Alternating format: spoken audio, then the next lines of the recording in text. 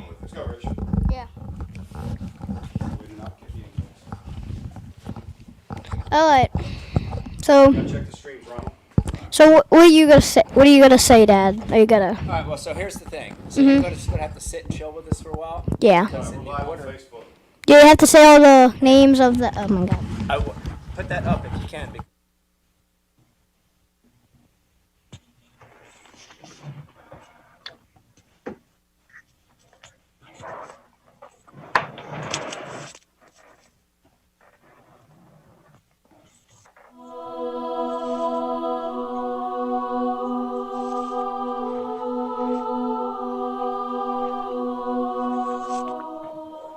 What is this foolishness? How many dreams can you shape in a minute, an hour? The kind of clean you like best. Lost 3 of my teeth, too. All right, so you lost. Next time you'll win. Steamy, hot, hearty, delicious, invigorating.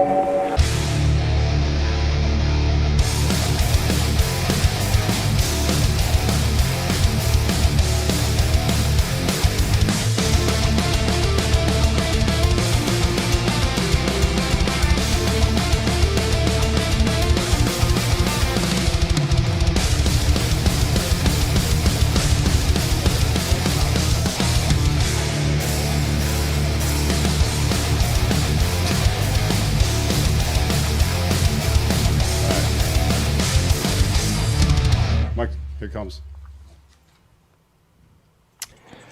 Folks at home, how you doing tonight? I hope you're having a wonderful Sunday. I know we are.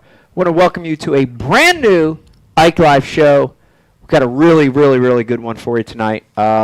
We've got a special in-studio guest sitting right next to me right now, looking you dead in the eye, giving you the evil stare. Look at him.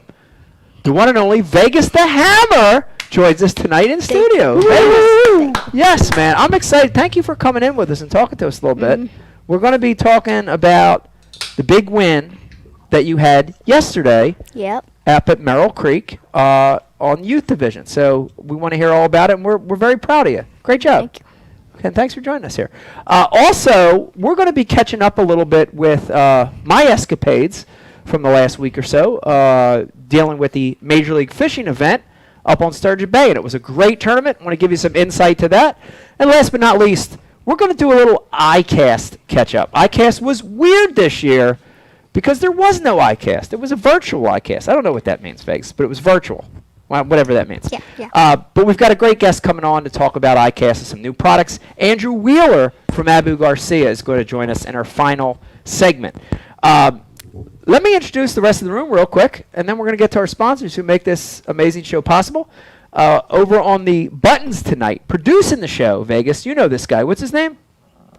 Brian. Yeah. What? Yeah. Yeah, Brian. Yeah. You. Yeah. Brian the Carpenter. Yeah. Brian the Carpenter with us. Brian, how you doing tonight? I'm good, man. I'm very excited for this. I've been dying. I got no details on how his day went yesterday. You wanted it to all be fresh. Yep. Well, yeah. I can't wait to hear how. It's good. How he There's sets them some up. amazing stuff. Yep. Yeah. And then, of course, tonight, handling our instant messaging, our DMs, a lot of other stuff over there, of course. We've got the one and only Rich Rizzo over there. Sitting. How you doing, Rich? Doing great, Mike. I see. What do you got on your head there? I noticed something interesting. I'm rocking a fresh hat here. It's the limited edition super premiere exclusive, only a limited amount made. Look at it. Vegas the Hammer There's hat. the close-up of it. Look at Vegas that. the Hammer hat. Wow. And I'm proud to announce I'm the first pro staff member of Vegas the Yes. Hammer team. There you We're going have to it. work out the contract details on Number Monday. two. Maybe number two comes We're up. looking forward to a great and fruitful Vegas the Hammer pro staff. Yes. Thank you. Thank you, Wiz. Yes. All right, you got it, buddy. And of course, last but definitely not least, Vegas, and you are sort of sitting in his chair. This is a temporary thing because normally you'd be on the couch over there, and this guy would be here. But we've got, if you look up there on the screen, if you want to turn around behind you, we've got the one and only, our dean of the Bash University, Pete Glusick, the crust of the show. What's up, Pete? Pete. Hey guys, good to see you guys. Good to see you, Vegas. Congratulations. What a monster bag, a monster win. Congratulations, but I cannot wait to hear this story. Corn Pete. Warren, Pete. It's gonna be a good show for you tonight. Of course, this show is brought to you by a lot of companies that are amazing that help support us. At the top of that list is Mystery Tackle Box. Man, it's such a cool product. A box full of amazing new lures comes to your doorstep once a month. Check them out, Mystery Tackle Box. TH Marine, Dr. Squatch, Liquid Mayhem, Flambeau. You're going to be hearing about some great Flambeau products tonight that are new this year. Vegas launched at Virtual iCast. Tackle Warehouse, of course, one of the best retailers out there. Oh, yeah. Hobie Kayaks is a supporter of the show, Young Vegas. Torpedo, you know a thing or two about Torpedo. We're going to be talking to you about that. Pretty instrumental in your win. We're going to let people know why, but Merrill Creek is not a little reservoir, and it's electric only. So having that Torpedo is pretty important. Pete, Bash University, big supporter of this show. And why have you here, Pete? What do we got going? I know there's people right now that are watching saying, God, I keep wanting to subscribe. What do you got going right now with BU? So much is going on with BU all the time. Constantly new stuff. Got great deals to subscribe. But the big news is the Bash University app is available for your Android device and your iPhone. Wherever you get your app, you can go and download the Bash University app for free. We haven't even put out the press release. We haven't released it yet, and we're going to be doing that this week. But here on the Ike Live show, we're giving everybody a sneak peek. I love it. A new app. If you don't have an app right these days, Vegas, you're just simply not cool. You know what I mean? So Bash University is pretty cool. Also brought to you by TH Marine, maker of great marine products, from everything from little John boat like yours all the way up to a biggie small yacht. And TH Marine, by the way, has some great new products being released here at a Virtual iCast this year.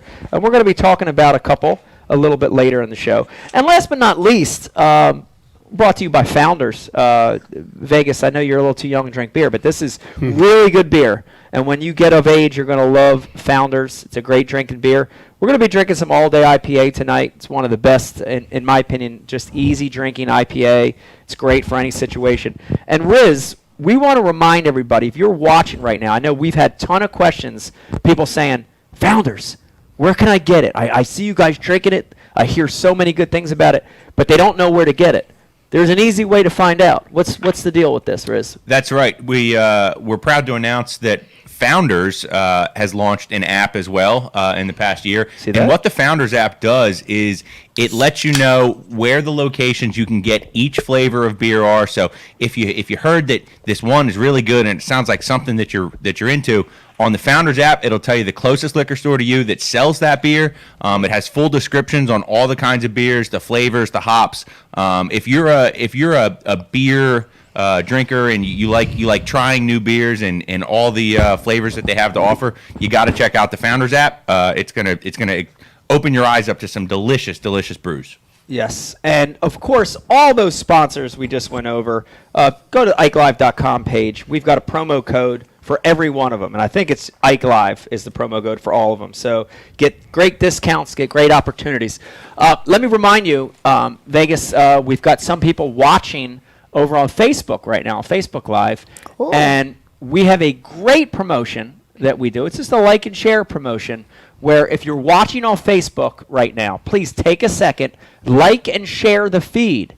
If you do that, you're entered into a contest to win this, Vegas. And this is heavy. Feel that. What's that weigh? We gauge it at 20 pounds. What would you say? Wow.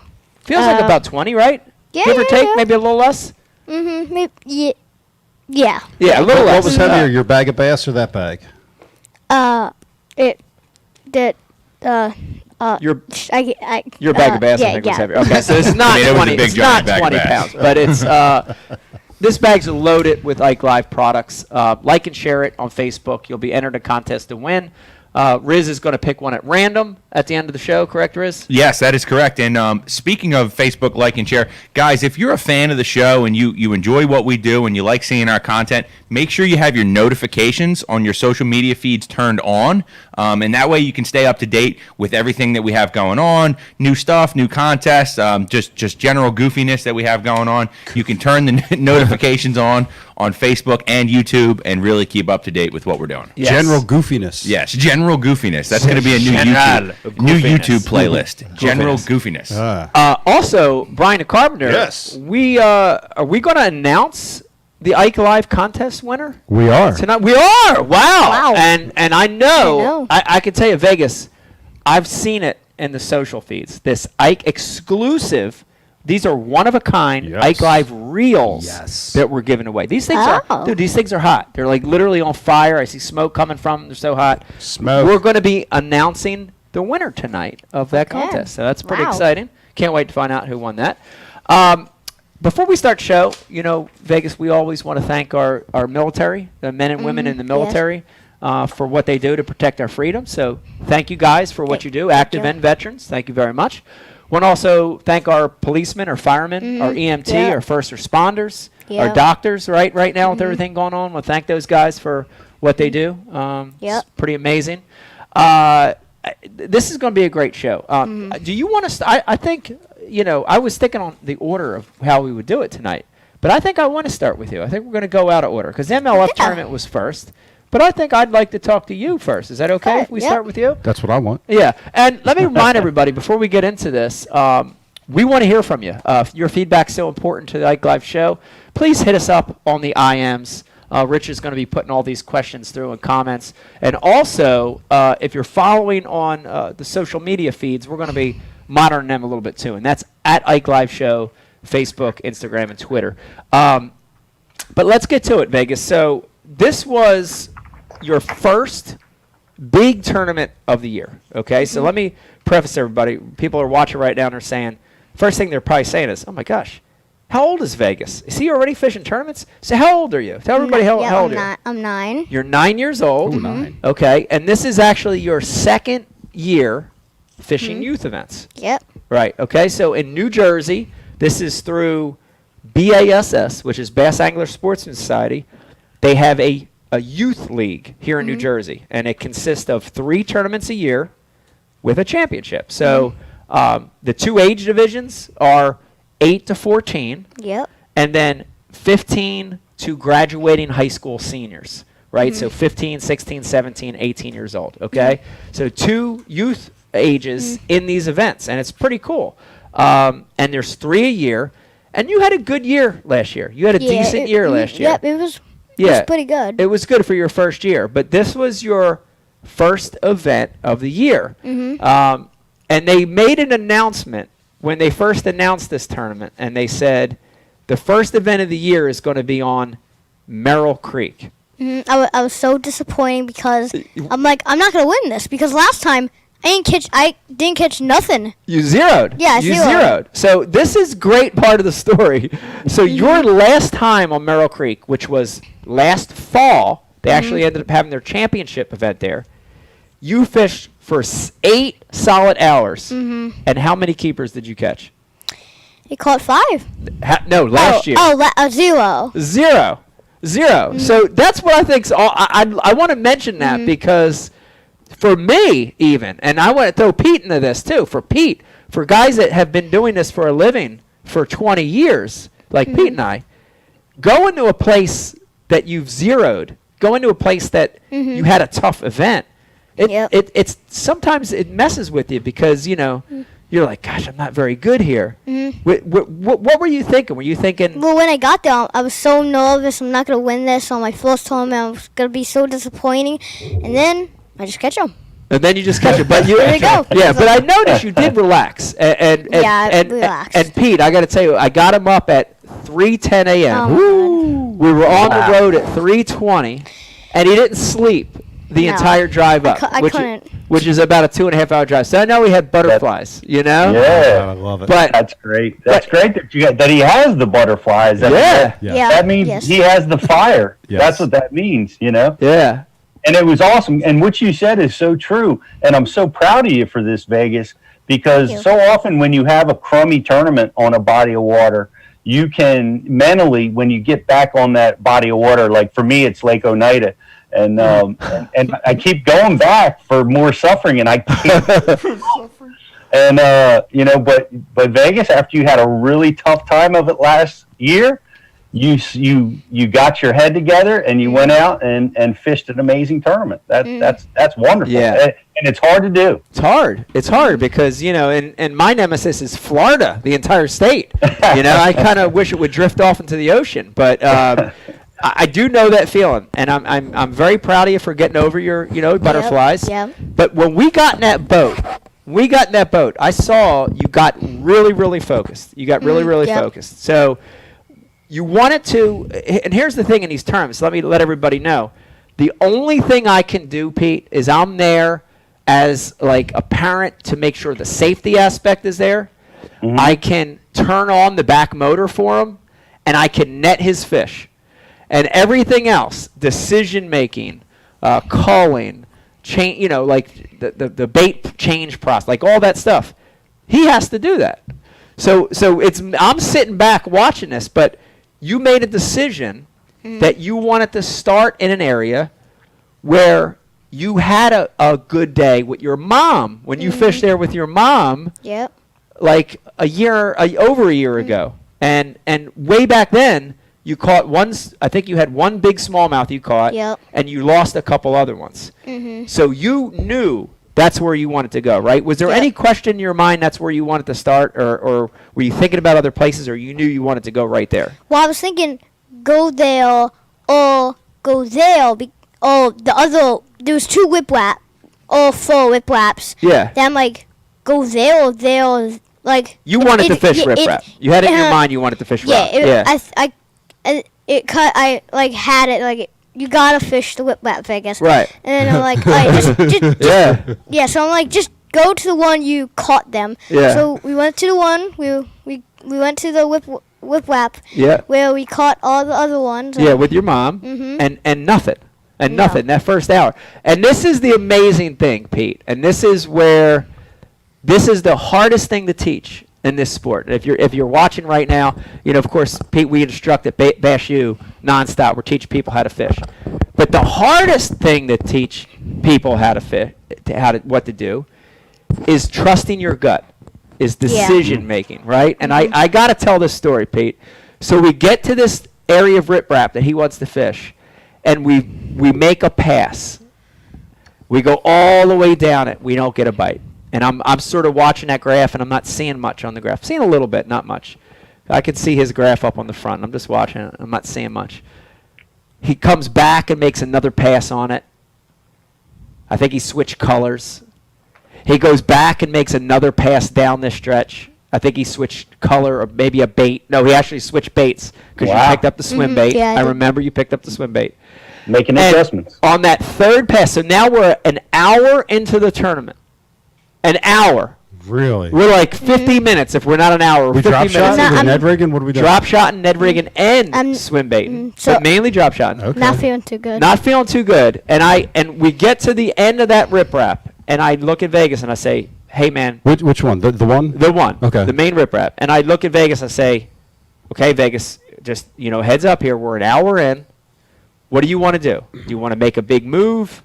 Because there's other options, right? You had in your mind we could go fish grass, we could do other stuff.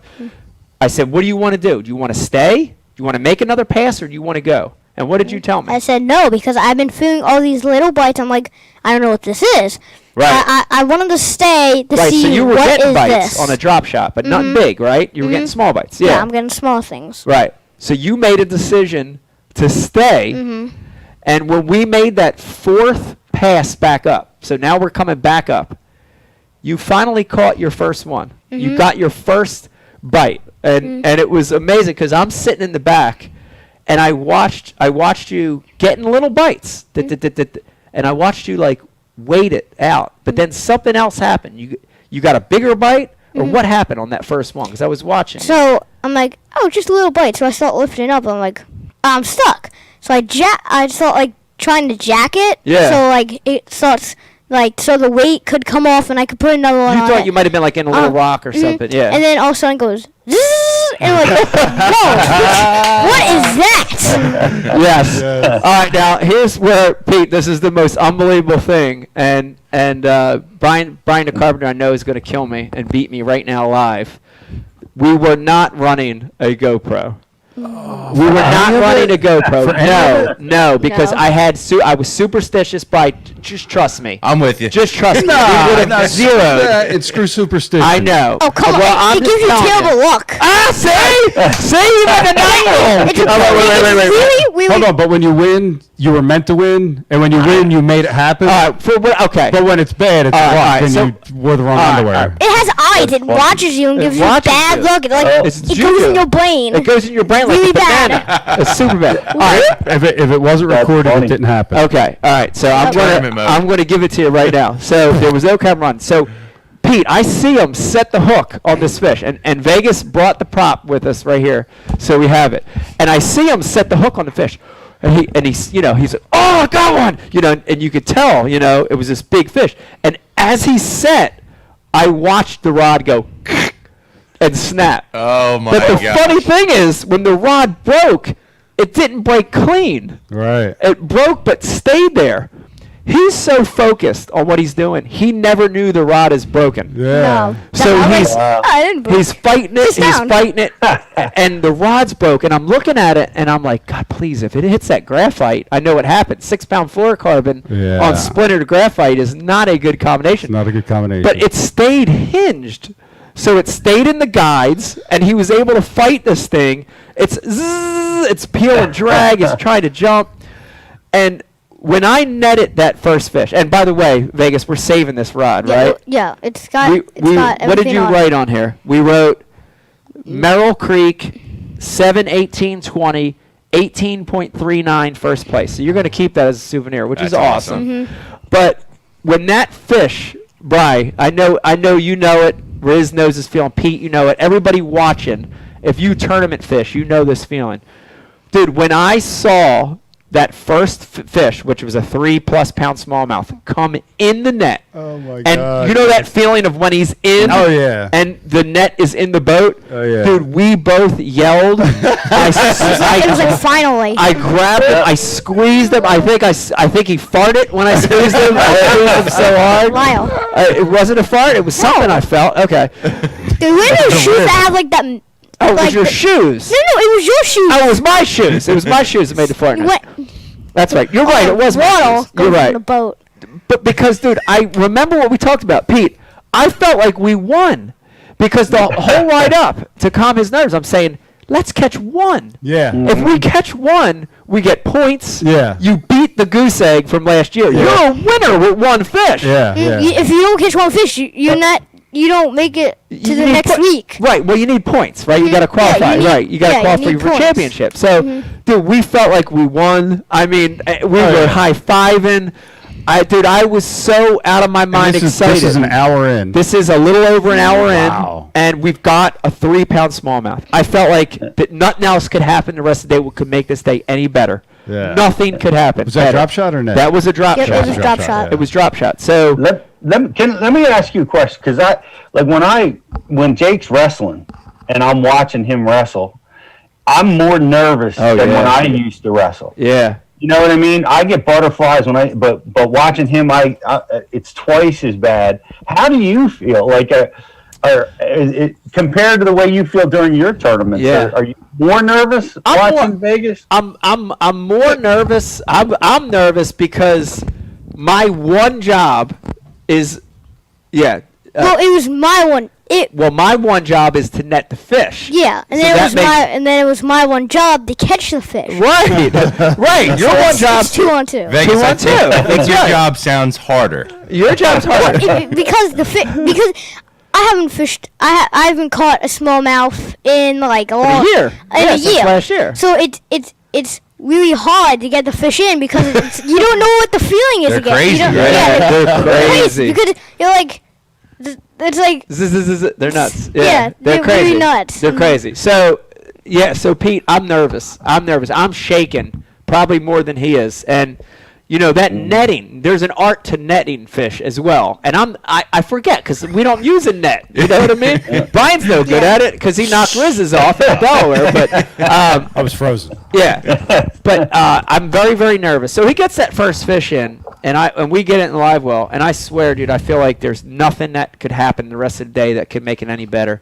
And the funny thing is, we regained our composure, and we turned the boat, Pete, right? We turned the boat to make another pass down this.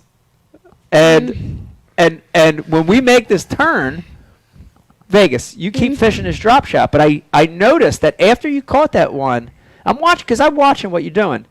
You started to get a little more dialed in to what to do with that bait, right? Like to how to move it, how to shake it or let it sit longer. Like I started watching you get into it more. And as we're going down on the second pass, of course, we switched rods. We had another rod, so we retired that one. And we have the same bait on. Yep, same bait. Drop shot, okay? And as we go down again, Pete, I'm watching and I see his rod load up again, like get heavy. And all of a sudden he goes, got another one. And I'm like, are you kidding me? I'm like, what the heck? And so I've got the net. I've extended the net, and I'm watching this fish, and I'm waiting to see these acrobatic jumps like what the first one did, right? And I'm watching the line ain't coming up. I'm like, that's funny. That's weird. This fish isn't jumping. He's just bulldog. And I'm like, okay, it's fighting different. And as he got it close to the boat, I look down. It's green. Oh. And it's not brown. No, it's not brown. And fish number 2 is a 4-pound largemouth. Oh my gosh. Oh my gosh. I mean, we put that fish in the boat, Vegas. So now you've got like a 3.5 pounder, 3 something. You've got a 4-pound largemouth within 15 minutes of each other. Oh my God, he was so big. He was my easiest fish too because he just like. Okay, so what's going through your mind now? Because you caught the smallmouth and you alleviated that goose egg.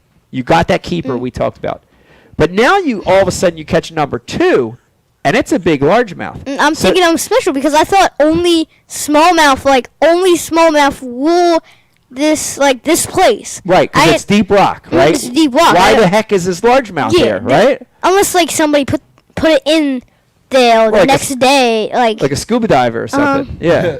Why would a scuba diver just go in there and just like 4 pounds? I don't know, but what I'm trying to understand is in my mind, I don't want to say satisfied, but I was like, I'm happy. I'm happy you caught that smallmouth.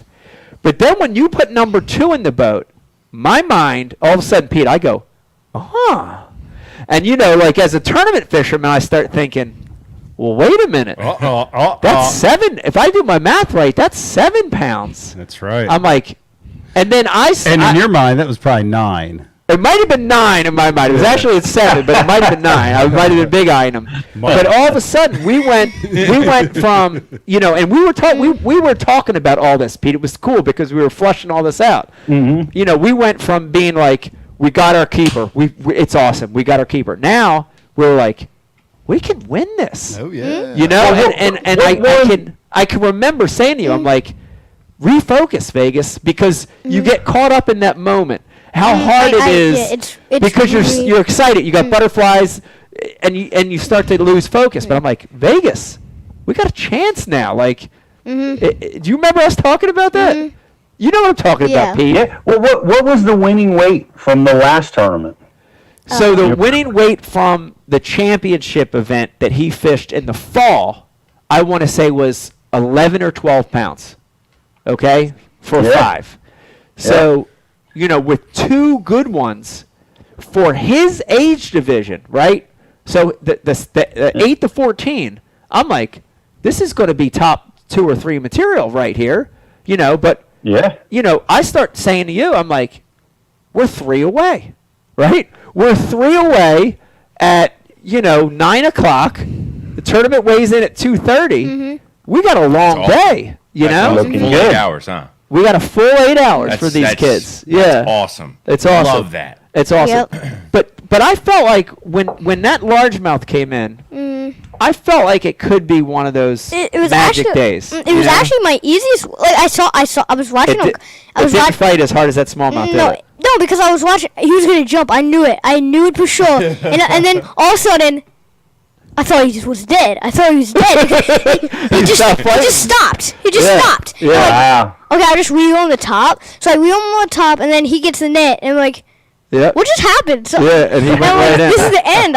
We're gonna win this for sure. I mean, it's giant. I have never seen nothing. He came right in the net. It was the easiest fish of the day. It was like my biggest fish in my life was only a 5-pounder, not this giant thing. It was like it was amazing. It couldn't even fit in the live well. I'm like, is that thing gonna survive? All right, now you're jumping fish, okay? You're jumping fish because you're talking about the second largemouth we caught. But I know what you're talking about. So let's fast forward a little bit. So we catch that second largemouth. Yeah, we catch that. Okay, it calms down a little, Pete. It calms down. We now we go like a full hour without getting a bite. Okay, so we have one smallmouth, one largemouth.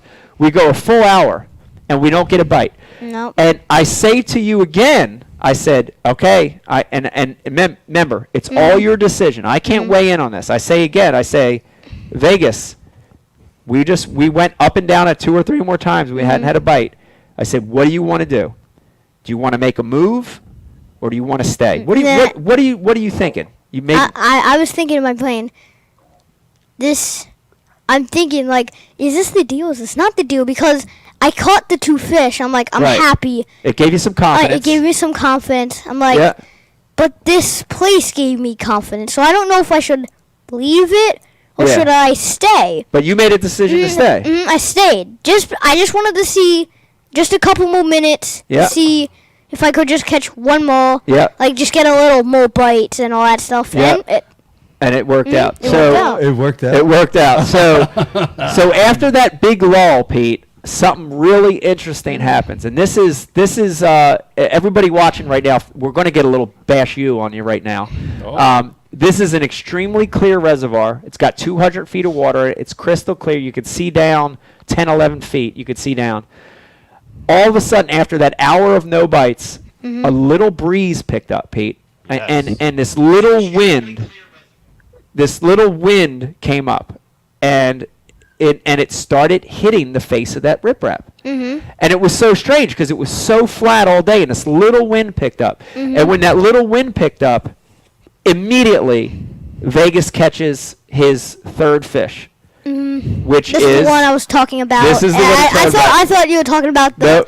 I got confused. Okay, sorry. which is a another giant largemouth. Yes. And this is the fish that Vegas was talking about, that when he set the hook, dude, his rod, I'm looking at his rod, and I said, I'm thinking lake trout. Right? I'm thinking lake trout, because I've caught lake trout there before. I'm thinking big catfish, because it's a different kind of fight. You're saying a lake trout. I'm like, shut up. Shut up. I don't want you to ruin it, because if you say it, it's going to come true. So don't say it if you don't want it. Yeah. Right. So you're telling me to shut up out there. That's right. First you're trying to jinx it with a GoPro. Right. Now you're jinxing it by calling it a lake trout.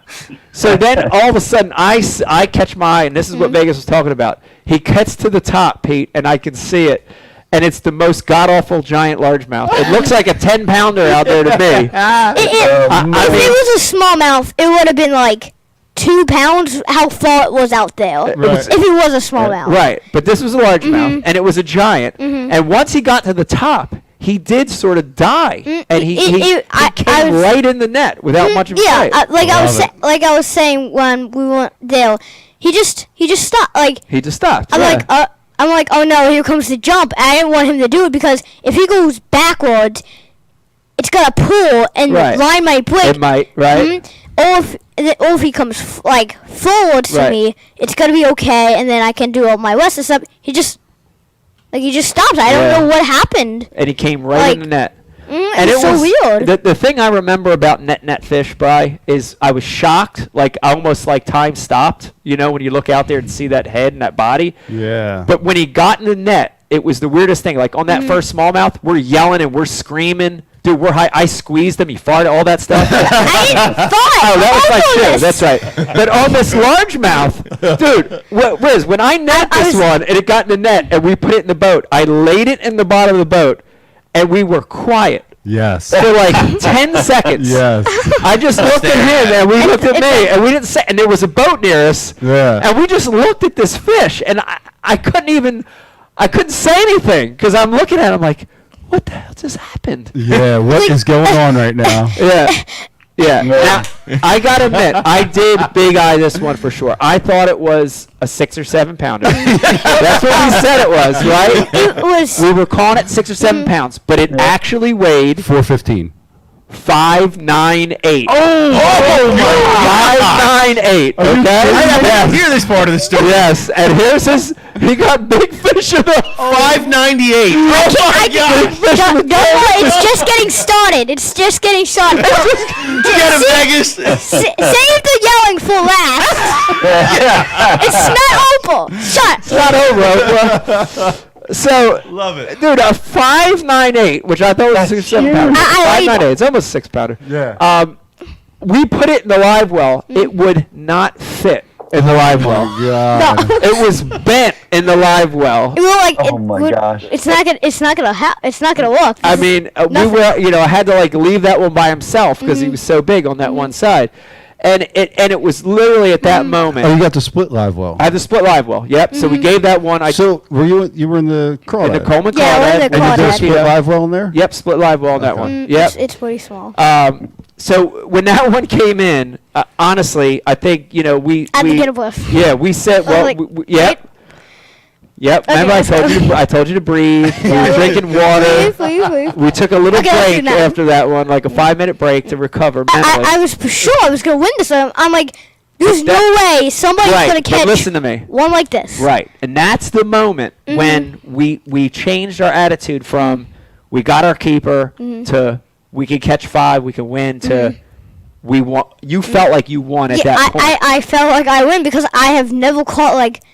You never such a caught one fit- that big in a tournament ever. And Yeah. I never felt like I actually kind of wanted to fight, but Right. it didn't. Like Right. I wanted to fight, but I didn't want to Yeah. fight because I wanted to catch it. But Right. Yeah, you Yeah. wanted that one in the box, dog. yeah, That's I where you wanted that one. I laid down. I'm like, Yeah. I want to win. Yep. All Yeah. right, this is done. Yeah. Woo, So done. that fish was in the boat. And that was incredible. And then we made a pass back up again. So that we're just going back and Yeah, forth. We're going back and forth, back and forth. And then number 4, I just want to tell everybody, when it's your day, you've heard me tell this on the show, Pete, we've talked about it for 100 years. When it's your day, it's your day. When it's like getting struck by Yep. lightning, you can't stop it. He's reeling the drop shot in. Pete. Oh no. He's reeling the yeah. drop shot in, Yeah. and a 2-pounder eats it as he's reeling the drop shot in, and we. bonus. Dude, he eats Smallmouth? it. Smallmouth. Yeah. He's reeling it in. It eats it. He sets the hook. Got one. He shoots. The fish shoots straight up, and I'm sitting there. I grab the net. I'm sitting there, and it jumps eye level with me, and it's going left to right. So I'm watching him just go. Flying fish. I'm like, oh my god! I believe. And just go, Bye. I believe I can touch the sky. Yeah, he's and that fish comes in the boat, and there's 4, and it's just a 2-pounder, right? Yeah, well, But- I was like, what? Yeah. And I'm like, oh wait, not just 2 pounder.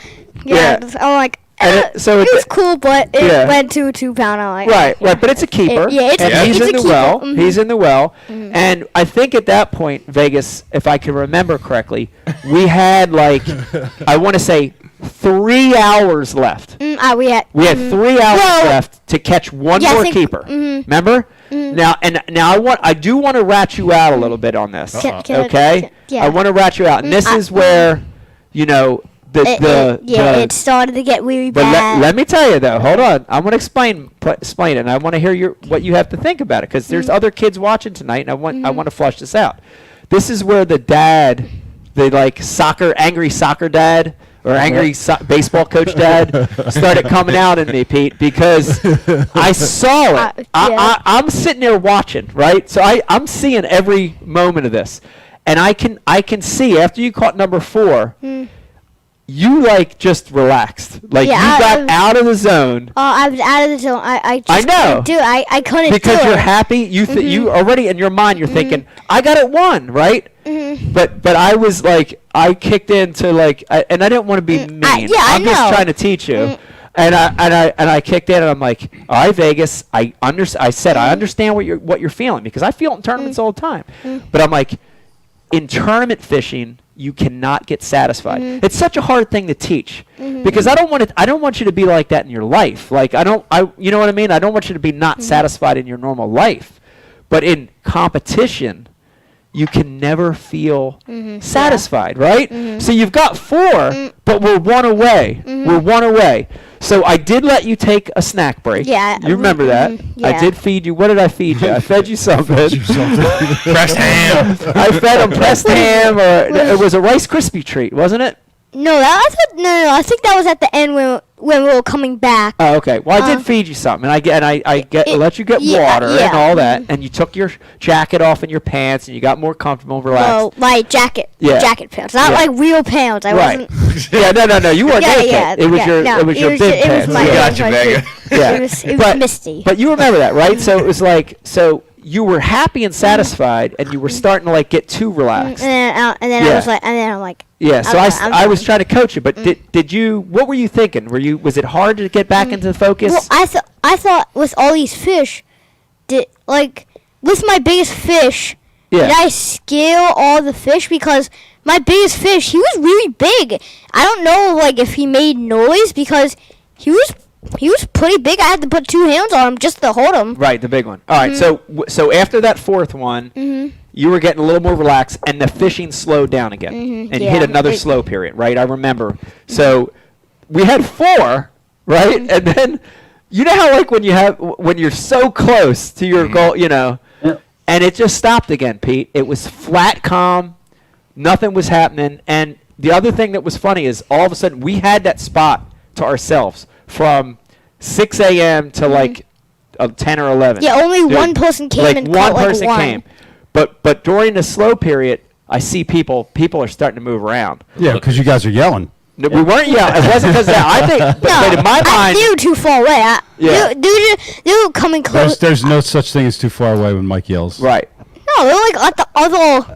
They were. Like They there's were no on. echo here. Yeah. Echo. Nope. No Yeah. echo. But no, I'm good. but what I thought when I started seeing a lot of people move around is I said, man, this might be tough. Right. Because when dudes started leaving that grass bed, the big grass point, The main flat. Yeah. at like 10, 11 o'clock, I'm like, it's a tough day, right? Yeah, it's not on, things are yeah. tough. Yep. And at that point, we had committed to staying. There was Yeah. there was no other question in your mind. You're like, And then- Dad, you said we're staying the rest of the day. So we knew we were staying. Nice. And then it was just a matter of catching one more keeper. And then Made you you tell come in me there. if you Yeah. wanted Divide me it. to use that little. What's that? The. Yeah, well, you're talking about the bait. Now I want you to talk You want about me to use this. that little bait? I'm like, no, because if I use that for Yep. 15 minutes, I would waste my time. And This is so, enough. so if you have a bait and you're catching them on it really slowly, don't go to another bait. Right. Why Don't. change, Even right? if you really want to, don't, because Right. it's not gonna work. You're just gonna Right. waste your time, Another and you're not gonna do it. dude, You're I not gonna give you get your fill. credit for 2 big decisions during the course of the day. One is to stay. Yep. You in your heart, you never wanted to leave, and you committed to that drop shot. Once you caught those first couple, because throughout the day, I'm like, there's other rods here, Vegas. I'm just saying, if you want to grab the Ned or whatever. Right. But you stuck with it, and And it was your confidence level, right? And You then just had a I'll- lot of confidence in it. And then I'm done. I have my rod in the water. I'm not messing with it. And then all of a sudden, and I just feel it. I'm like, it's a little one. And then, no, it's a full pounder. And I got one. I'm so happy. I'm not focused. And I'm like, wait a minute, I still have him. So and then I'm reeling it. I'm reeling it because he's going away. That he's coming towards me. Yeah. And not. So I'm just reeling it. Yeah. And then all of a sudden, and then he comes towards me. I'm like, yes, he's coming towards me. And then he goes, zoop. He goes right in the boat and goes, snaps. Breaks Snap. the line off. Yeah. Oh. And then, Snaps the line off. and Smallmouth? Yeah. And then Smallmouth. I'm so sad. And I'm like, wait a minute. What was I doing? Yeah. I was I was just setting it out there. So I did it again. I just put it out there. I did it, and then I got it right to my boat, and all of a sudden, it was like, it's tiny bites again. I'm like, it's tiny. Wait, and then I'm like, wait, no, Vegas. don't think of that, no. Vegas, rewind what you just said right there because you recognized something. It's the hardest thing in the world to teach. You realized what you were doing to create Because usually, the bite. yeah, And what was that? What were you? What different clicked in your head that said, okay, I just did something different, and I got a bite. What was that? Not moving it. It was not moving because Dead stick. because if you were doing it right, Wow. you would be like, wait a couple minutes, pull up, wait a couple minutes. I was like, I can't do this anymore. I'm just leaving it out there. I don't even know I have my rod, and then I just see it go like, and then that fish comes and he breaks off and all that stuff. But you duplicated it. You did And that then, same thing. Yeah, and then I'm thinking, but why? Why did he bite it? Yeah. Just laying it. And I learned this a little, like, maybe a month ago, that me and my dad were on Palatine here. He was using a Cinco, I think. So and then one comes up and tries to eat it. He just waits. Like he doesn't do anything. He just puts it down, and then he gets it. And I'm thinking here on Palatine, how did he do that? If he just like let it sit on the bottom, and I'm thinking, oh, mate, it was because it sat down trying to hide, and the bass knew. The bass knew it. The bass knew it was trying to hide. Mic drop. Done. Mic drop. Drop the mic. Oh my God!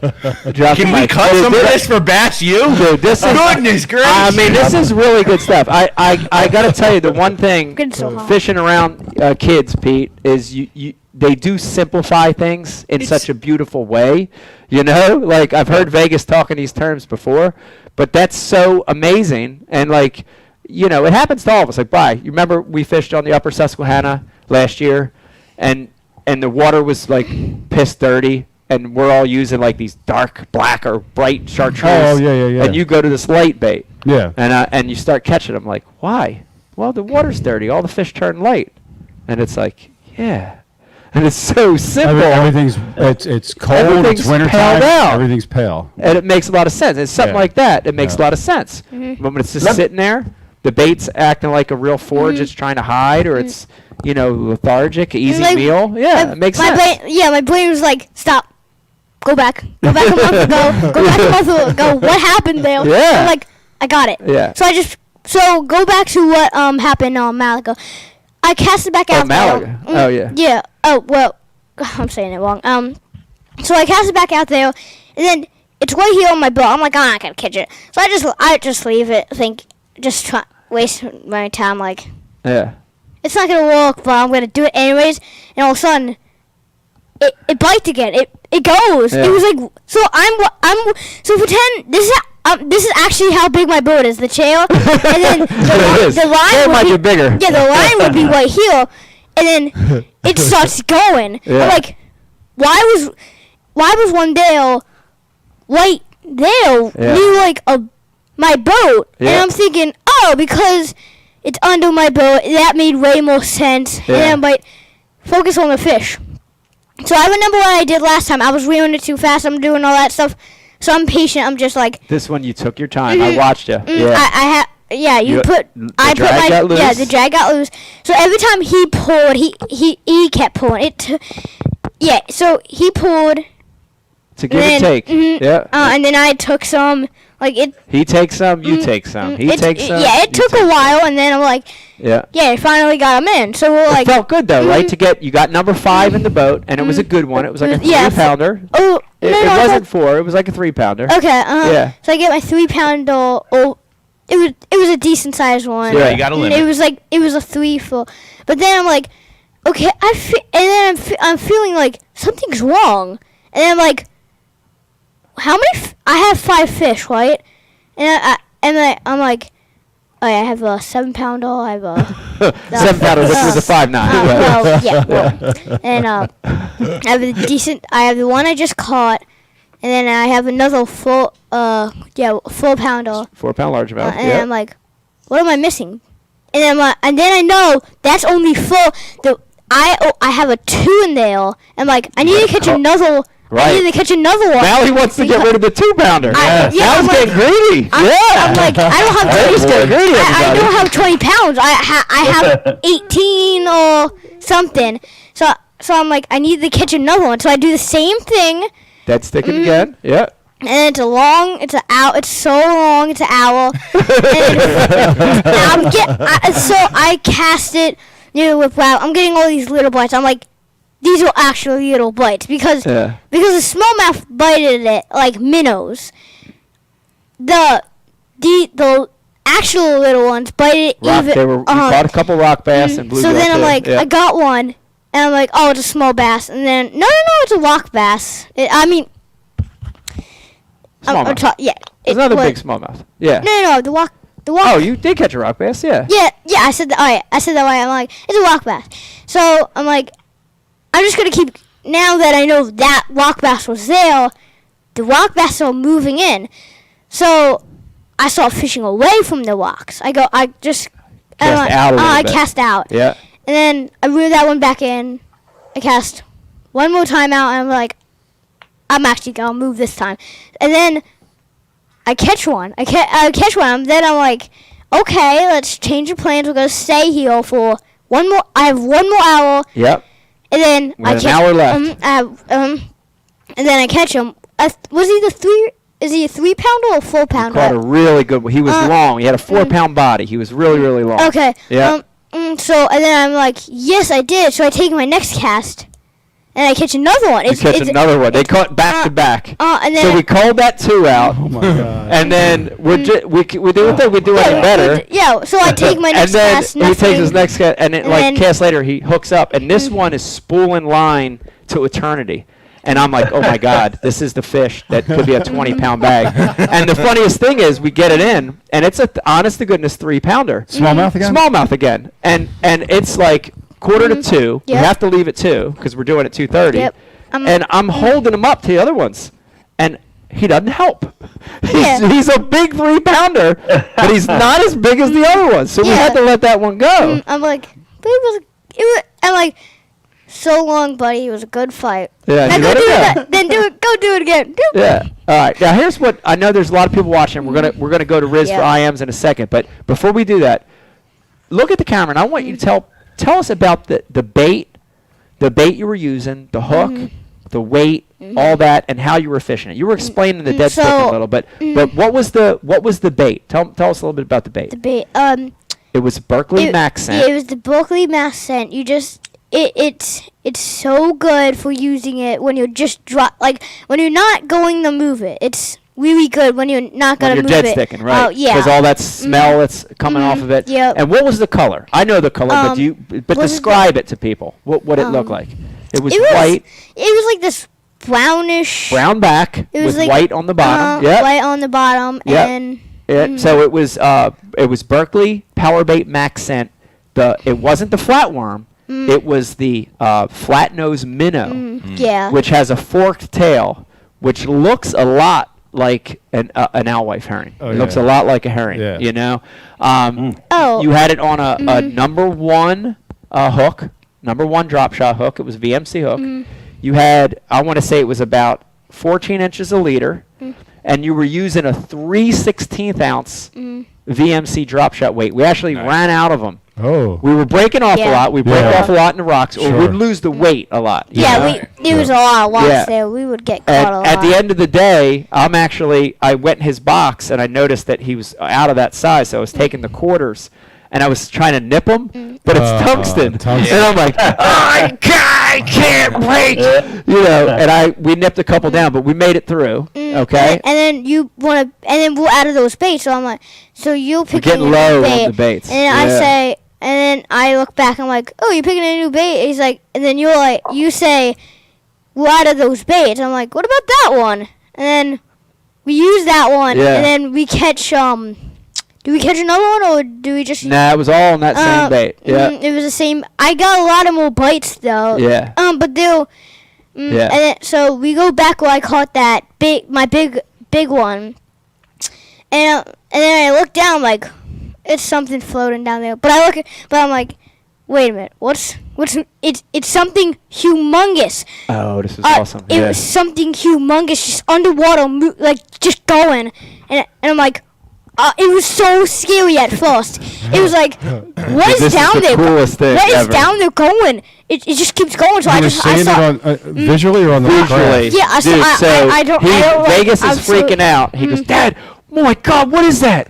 And dude, I swear, I looked down, Pete, a ball of herring as big as the crawdad swam underneath of the crawdad. It was the scariest thing because I'm like, what's under? Like I'm thinking like, did some like Is it a monster? is it a boat underwater still going? Is it still going? Right. Is this? Right. It was Is it a crazy. crawdad underwater still Right. moving with its motor? Right. I'm so scared because I don't know what's It was like. bait, yeah. It was- and that's why and- they were up there. That's part of the reason. And then I'm like, yeah. oh, Oh, yeah. no, it's just bait. And then I'm like, it's probably because that big fish I caught.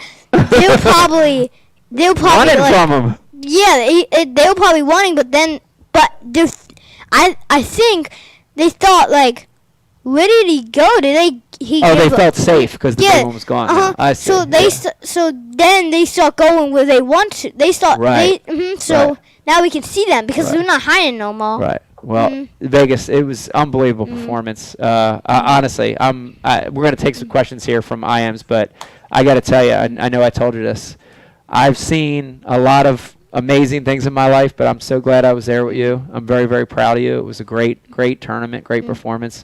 Yeah. We made that big run back, and the great thing about your boat is tell everybody about that Torpedo because that is a special motor. With that taquito, you could be the fastest person on your. If you have a lake, you would be the fastest person because everybody. If you're on a lake that's just it's Trolling just motor only, it's electric just only. Yep. electric, and you see everybody with the crawdad and just going really slowly. Get a taquito. You can beat everybody that has an electric motor. Right. To the spot so you can catch them first because last time I was fishing Malaga, it was one of those bad days.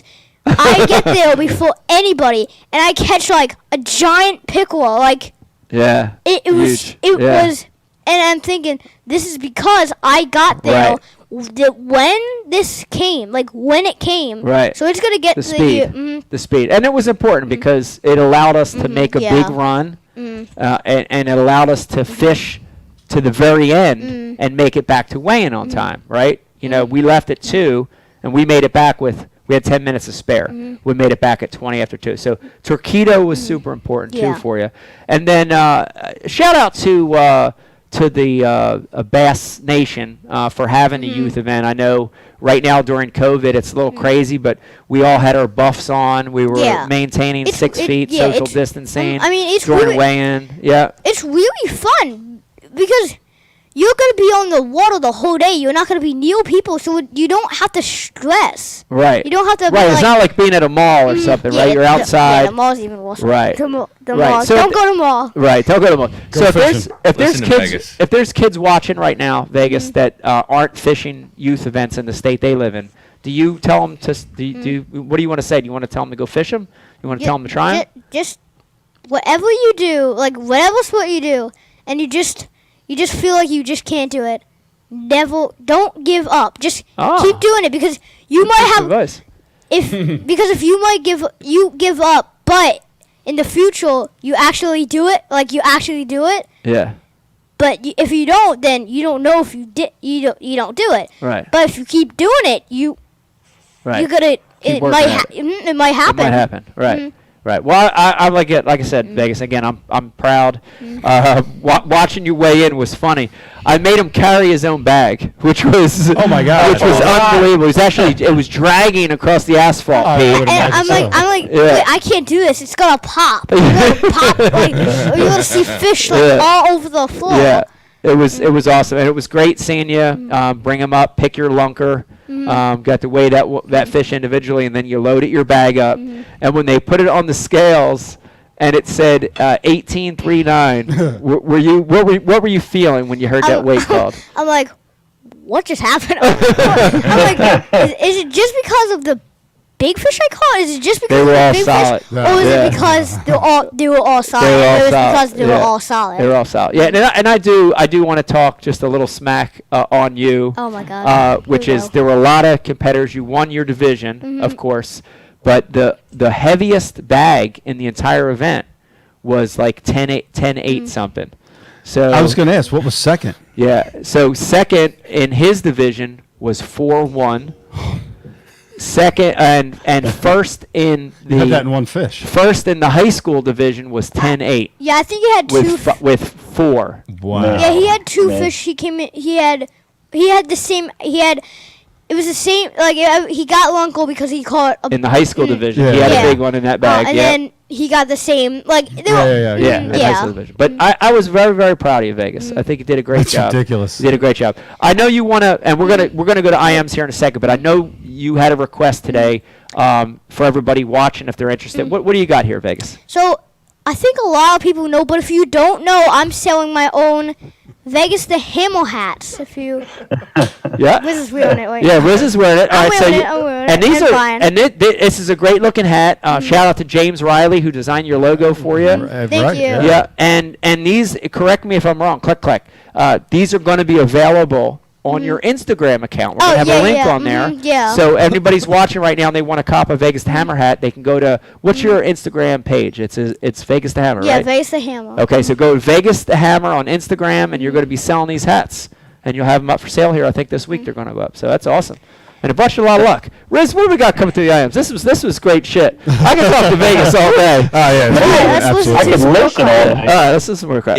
It was an outstanding interview. The message board is overwhelmingly congratulatory to you, Vegas. That's awesome. They love hearing what you have to say. Everybody's proud of you, bud, including Thank you. myself and Brian. I know that for sure. Well, thank you for being my the Pro staff. pro staff. Hey, Vegas. Thank you. Vegas, if this hat can put me on an 18-pound bag, I'll wear it every Do whatever you have to say, okay? You're my you're the person, okay? You're the man. Woo! That's right. Thank you. Right. Riz the man. Got the beat. But on the message board, one of the first things that came through was King Daddy said that Tackle Warehouse needs to just go ahead and put the Ike Shark hats in the clearance bin. Put Vegas the Hammer hats. Put Vegas the Hammer hats on full MSRP. That'd be okay for me. Also funny. on the message board, Chris Loftus came through on Facebook and said that. Shout out to Chris. Said that his daughter Reagan says, "Congratulations, Vegas! Oh, that's nice. Thank you you. did very well, and you're very brave to be on the podcast tonight." So that's awesome. True. That's I just Um, want yeah. Ike's Brown Salami. Ike's Brown Here we Salami go. wants to know if you were breakdancing on the back of the boat when you caught the 6 I pound. would have. I would have, but I haven't thought of it. I didn't think of it. And if I did, I would fall off. I knew I would fall off. It's a really small deck. It's a small deck. Yes. So that's pretty small. And if I didn't want to do it because I woke up today and like, what's up with this one arm? It's not like I'm looking at it. The arm hurt? Yeah, For catching so many fish. It still hurts. Wow. And I could crack my fingers for days. Pete, how about that? You ever hear a bass arm before? I never heard it. I heard a bass thumb. I never heard a bass arm. That's great. I That's an 18-pound bag. That's unbelievable. I Yeah, couldn't. it is. I mean, they couldn't hold it. It was Right. like, So your arms I'm and like, muscles are on that one yeah. side. That's Yeah. good. Good for But the you. smallmouth don't quit. The smallmouth just keep pulling and pulling. It's unbelievable, Yeah. isn't it? That rips that arm up. It's unbelievable. It's unbelievable. The bags that like if I was SpongeBob, my arms would have came right off. Yeah. SpongeBob, the arms would pop right out of there. I was talking to the carpenter today, and I was telling him, I said, I caught my first 18-pound bag when I was 30 years old. I know. Wow. You know what's funny? Me and Uncle Don talked about this today. Same thing, Pete. Yeah. And I'm trying to think, and I I'm was like, 28. I cannot remember. Like, honestly, my first big bag, Pete, was when I fished a Federation. I caught a 19-pound bag at Hapakong. And I felt like I was the king of the world. You know what I mean? It was Yeah, my that's- biggest bag ever. But I was 23, 24, Yeah, that's what I felt. You know? That's what I felt when I came in full. I'm like, You felt like you were king of the yeah, world. but there was these other kids that I'm like, I actually think that they were gonna win because they went to the glass. I'm like, these kids, Right, you never know. The high school kids. I kind of thought they were gonna win. Right. At the And they fish that lake a lot. That's their home lake. Yeah. And I'm like, and then I come in first place. I'm so happy. But those kids, if the kids are I don't know their names, but if the kids are watching the kids that fished my tournament, if they're watching this right now, great job because Good job to you guys. Yeah. Yes. Shout out to everybody to fish the youth tournament on Merrill. Congratulations to all the kids. Getting out there is just part of it, right? Yeah. And that's the main goal. We always talked about that is have fun, right?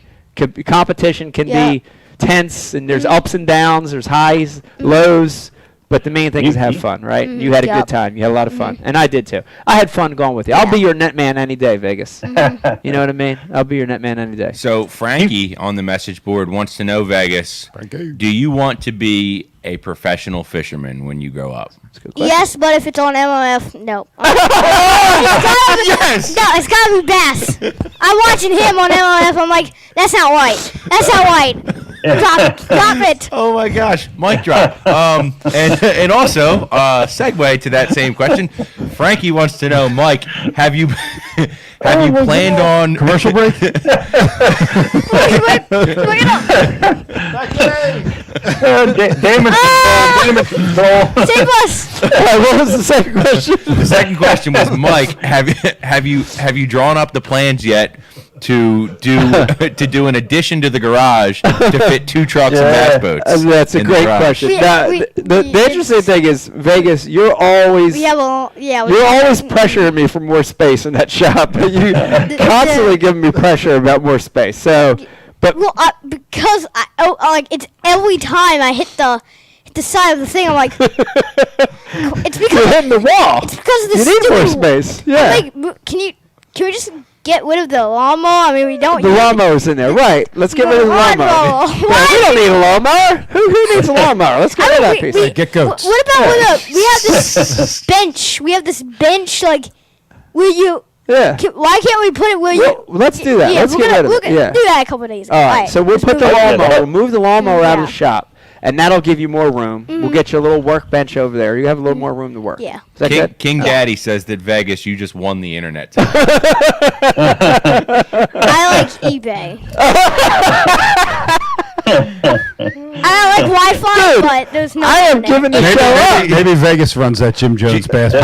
He might. Gino Buonanimo wants to know, Vegas, has Bass given you the call yet to sign tonight? No, but I have dreams about that. I have dreams. Oh, you All do. Be signed by Bass. Wow. Oh, let's see. Anybody calling yet? I don't see anything yet.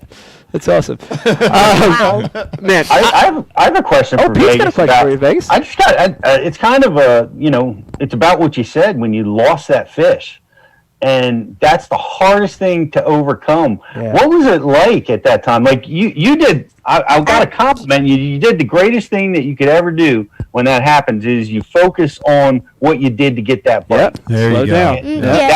And that's what. But what were you feeling? Were you mad? Were you sad? Did you want to cry? Did you want to break your rod? Or Yeah, how were you it was feeling? like all of a sudden he came to me. I'm like, what do I want to do? Oh, I'm saying what happened there? Like I'm actually feeling good. I'm not feeling bad. See, I'm feeling really good. Yeah. See, this is Pete. I got to tell you, this is the main difference, and this is where. Listen, look at me, and I'm serious. I've told you this before. I want you do in life what you want to do. I want you to be happy. Yeah. But if you end up fishing professionally or guiding or in this sport, the one thing that you have that I'm so glad you didn't get from me is you have that ability to shake it off really easy. And I noticed that. He's always had that, Pete. Yeah. I don't have that. Like, I would have been crushed. I would have probably crumpled up, especially at his age. And I watched him shrug it off and go and catch another one, another great fish. And I don't lose that. You know what I mean? Like, I actually didn't understand. Yeah, I actually didn't understand Yeah. what happened there. Yeah. I'm so confused. I'm like, huh? Yeah. Like it's Let's figure it out. It's like if somebody hit me with a paper plate. Like, A paper plate. yeah, paper plate. Be like, Yeah. that ain't hot. Right. That Right. ain't hot. What happened there? Right. I'm sure there was a glass one up here. Right. Paper, I gotta hurts make- less than glass. Pick the middle one. Yeah. Yeah. I got to make a comparison. This is a bold comparison. I fished 100 years ago with Kevin Van Dam, and in a tournament down on Lake Eufaula, he had a 10+ pound bass Wow. right to the boat, and I was there trying to help him land it, and it was beyond my reach. It was probably 5 feet down, but I could see the fish, and it was the biggest fish I've ever seen in my life. And the fish made a run, and he brought him back up. He said, "Pete, I'm bringing this fish back up." And about that moment, his crankbait came whizzing by my head as the 10-pounder came off, and he lost it. And I didn't know what I was going to see, but I saw Kevin do what you did. Yeah. He shook it off. He it off. recognized that he was able to trigger the strike from a big fish. He knew how to do it now. Yeah. And you figured out dead sticking was the key. And that's what you fished out the rest of the day and did all that culling. Yeah. That's what he did. And he wound up, having a wonderful day in spite of losing the 10-pounder. Yeah. It's a great thing, Pete. And like I said, I'm glad Vegas didn't get. I'm glad he got some things from me, but I think he got that from his mom. Thank God. Yeah. Thank Oh, God. She's pretty good at letting stuff roll off. Yeah. Were you in a tournament or something? Yeah, it was a tournament. Kevin were in a tournament. Okay, Yeah. okay. Hey, Rich, any questions from Pete's alligator arms on the message board? Alligator. Oh, we got Not yet, alligators but- on? Not yet, but I'm Whoa. sure they're coming. And yeah. Wayne Jr. Designs wants to know, Pete, did you say 100 years ago? Is that tournament was? Give or take. Yeah, that's right. Give or take. Me and Kevin are up there in age. But what else I want to say, and this is pretty awesome because I fish with like a lot of father and sons. I do guide trips and training trips with, and only once have I had a 9-year-old in the boat that could fish all day. That was totally intense and into it, like you are, Vegas. So that's you're ahead of your age for sure. It seems like that 13-year-old age is when the kids really make that turn, and when they get bit by the bug, then they're all in. And 12, 13, that seems to be the age. So you're way ahead of the curve, buddy. True. Good for you. Yep. You're doing good. True. good. Ike's freaky side says that if I lost a 10-pounder, I would have broke every rod in the county. That's pretty much correct. Why? So Vegas, does Dad give you your own rods, or do you get his used ones, and that's why it broke? This actually was one of my used ones. That's what I'm saying. But, Yeah, no, I don't even remember when this. I was fishing. I kind of thought like it broke when you land, like when I actually went in the net. when the Yeah. when the fish did that little Right. and Right. and then, No, it broke and on the then hook set. I didn't say anything, but it broke on the hook set, and you were so focused, you were reeling it in the whole time. Yeah. Yeah. Is it because Oh, is it what is it? Beat you with your own Yeah, rod. there was this. Yesterday I think.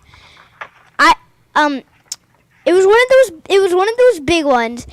I have my rod tip up. I can't see nothing. I'm just doing this because I don't want to wheel anymore. I'm trying to it's right here. There's just a little too much slack out, but I'm thinking that you could reach it, so I can't see nothing. I'm trying to even bend Right. back, but I know if I do that, I would fall. Yeah. So and then it was over. I'm like, phew. Yeah, it's in the net. Yeah. Yeah. Yeah. So Vegas has a combination of some of my old combos, but shout out to Abu Garcia. We're going to have Andrew Wheeler on a little bit later in the show. Abu has supplied him with a few combos, and he's using the Revo X combo, which is phenomenal. If anybody's watching, I think it's a $99 spinning reel. It's phenomenal. That's the reels he has on all his spinning rods. Well, and you have two Revo X rods as well, and they're phenomenal. So you have a combination. Yeah, they're hard to get. I was on the Abu website over the weekend. It's a They're really great reel for the money. Yeah. They have a casting reel too in that same line. Yes, Yep. and they're hard to get because Yep. they're so in demand. Yeah. Yeah, a lot of them are sold out right Yeah, now. that's Yeah. crazy. Okay. It's crazy. Well, Vegas, anybody else you want to thank or shout out? Any other sponsors? You want to give Mom a shout out real quick? I know. I want to give my grandparents, if they're watching. Yep. Uncle Don and Grandma? Yeah. Yep, they were there for me. I was so nervous. Anybody there was at going to weigh-in. be there. I heard your mom in the I was background. actually a little happy that they were there. Thank they were you. there. That's yes. great. Yeah, Awesome. we got the FaceTime with your mom and your sister. Your sister Stella, who got to watch it, and I think she was in the pool. I hold on. yeah, I she heard, was. like, She was in the pool, and Mommy was in the back. Yeah, so it was a great experience. So yeah. we'll see what's going to happen. We have 2 more events scheduled, but unfortunately, they made the announcement at the weigh-in that the next 2 locations have closed their ramps. Yeah. Which include Assunpink and Round Valley. I guess officially came out and said that they're closed. They've reclosed their ramps. Because of the spike in COVID Which makes recently. no So, sense. makes no sense, but regardless, so we're keeping our fingers crossed. We get a couple more events at Vegas this year. We got 2 more left, so hopefully they can find some places. We have some Thursday night we can fish. We got some Thursday nighters we Yeah. can fish. You guys in this week? We need revenge. So you I have have a soccer. he has a soccer game this Yeah, I have week, a but soccer next game. week is Malaga again, and we can have revenge there and try to. No future in soccer, bro. Yeah. Here's the thing, though. Here's the thing. We've There's no future. in Vegas. Hey, I'm like first place in my soccer league. Oh. I'm really good at it. Yeah, he is good. good. That's at it, too. He's All right, I got really you. good. Okay. Yeah, but can I tell you something, Vegas? Yeah. We've struggled in our Thursday nighters so far this year. We Well, I fished think 2, and we've stunk. Well, I don't know why, Yeah. but it's like every day. It's odd because Yeah. like it's like odds and evens. It's windy. Yeah. It's not Right. windy. Not, Not. yeah. So it's like odds and evens. Well, here's the thing. 1, 2, We made a 3. couple things. So next Thursday nighter we fish. We're not going to practice. There's no practice. We're just going to show up. That, I think, yeah. And the other thing is the last 2 Thursday nighters, I was in the front of the boat, and you were the back seater. This next one we fish, I'm giving you total control, and I'm just sitting in the back throwing a damn Senko the whole time. I've already come to this conclusion, Pete. You can do whatever you want, Vegas. I'm taking the reins, and I'm going to have one rod with a spinner rod with a Senko. I'm just going to bomb it out of the back of the boat and just sit there. Yep. That's all I'm going to do the next Thursday nighter. Yeah. Momentum Watch you is do whatever key. you want to do. Man, what a great interview. I want to thank you for coming on the show here Yes. in this first segment. Vegas the Hammer, everybody, Yeah. Thank you. here, and congrats again. Very excited. One more time, Vegas, where can they get the hat, the Vegas hat? My Instagram Vegas. Well, if you want to know, it's actually Vegas the Hammer. Like Right. all you have to type in is Vegas the Hammer, and you get my Instagram page. Yeah, you get Yep. my page. Yeah, okay. That's awesome. Yeah, it wasn't a joke. That There you was, have it. That was for real. All right, there you have it. All right. Want to thank everybody for tuning in. We're going to take a break here, Brian, Sounds in a good. second. And when we come back, we're going to do a little catch up with MLF. Yeah. We'll talk about a couple other things, Pete. We're going to get a little caught up on what's going on. Yeah. And then I'm excited to get Andrew Wheeler on the phone from Abu Garcia. We're going to talk a little bit about virtual iCast. We're going to talk about some new product Yes. Andrew has. And we had a Best of Show winner this year from Abu Garcia. We're going to talk a little bit about that. Great new combo. That's right. And a couple more things. We're announcing the winner tonight of the Ike Live Reel. Yes, very That's special. right. It's not too late to enter, guys. You can still right. you can still hit the link. Is in the bio of our Instagram page. I've shared it on both chat boards. Hit up that link. You can. It's super easy. You go to the website, follow the instructions. It's a few clicks, and you get entered into to win the You get entered in to win the contest, and that includes an Ike Live gift bag, a signed Mike Iaconelli hat, and Iaconelli. and a Abu Garcia custom Ike Live wrapped reel. Thanks Wow, to- One of a kind, Oh bro. my god. Yeah. And does this cost money or is this free? Well, if you win the contest, you get it for free. Oh my! Dude, We're as just soon gonna as send it to soon him. as we take this, I thought that was like if you won it, you could get these, and like you have to pay for it. No, I thought it was not like a contest. I didn't know it was a contest. do you need to run down as soon as we're done this segment? Run down and go get Mom and have her enter you in this thing. I mean, there's still time left. No, that's not happening. All right. We got good looking here. All right, listen, hang in there with us. When we come back, we got more Ike Live. Hang in there with us. We'll be right back. 4.5-inch Congratulations, drop Vegas. shot worm, Bama bug. Finesse jig, PB&J, give me something hard. Hey, KVD here. Now, I didn't always know this much about fishing. 4-aught EWG worm hook. In fact, there was a time when I couldn't tell the difference between a jerkbait and a stickbait. But then I signed up for Mystery Tackle Box, the original monthly tackle subscription. And now I know more about fishing than I do about calculus. And he knows a lot about calculus. Plus, I get amazing extras like free fishing magazines. October 2016. Featured article, 4 places to throw a frog. Exclusive decals. Zombie bass. And how-to videos for all the great baits I receive. How to tune a crankbait. Is that underwater footage I smell? I got goosebumps. So if you're looking to develop enhanced fishing abilities like me, or you just like getting new tackle every month, go to mysterytacklebox.com and get your box today.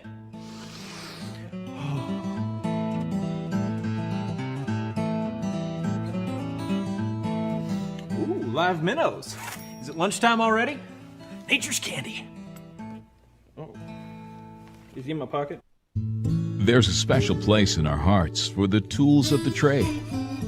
They're what we prep for a good day on the water. They're what we clean after a good day in the field. Flambeau's patented Z-Rust technology protects the gear of today from rust and corrosion. Z-Rust for the performance of tomorrow. Preserve, perform, repeat.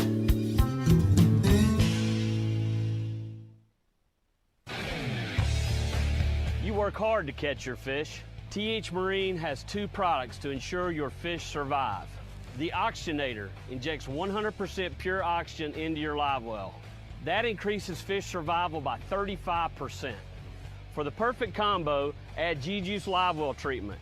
It calms fish, stops bleeding, removes ammonia, and replaces slime coat. Get an Oxygenator and G-Juice and keep your fish alive.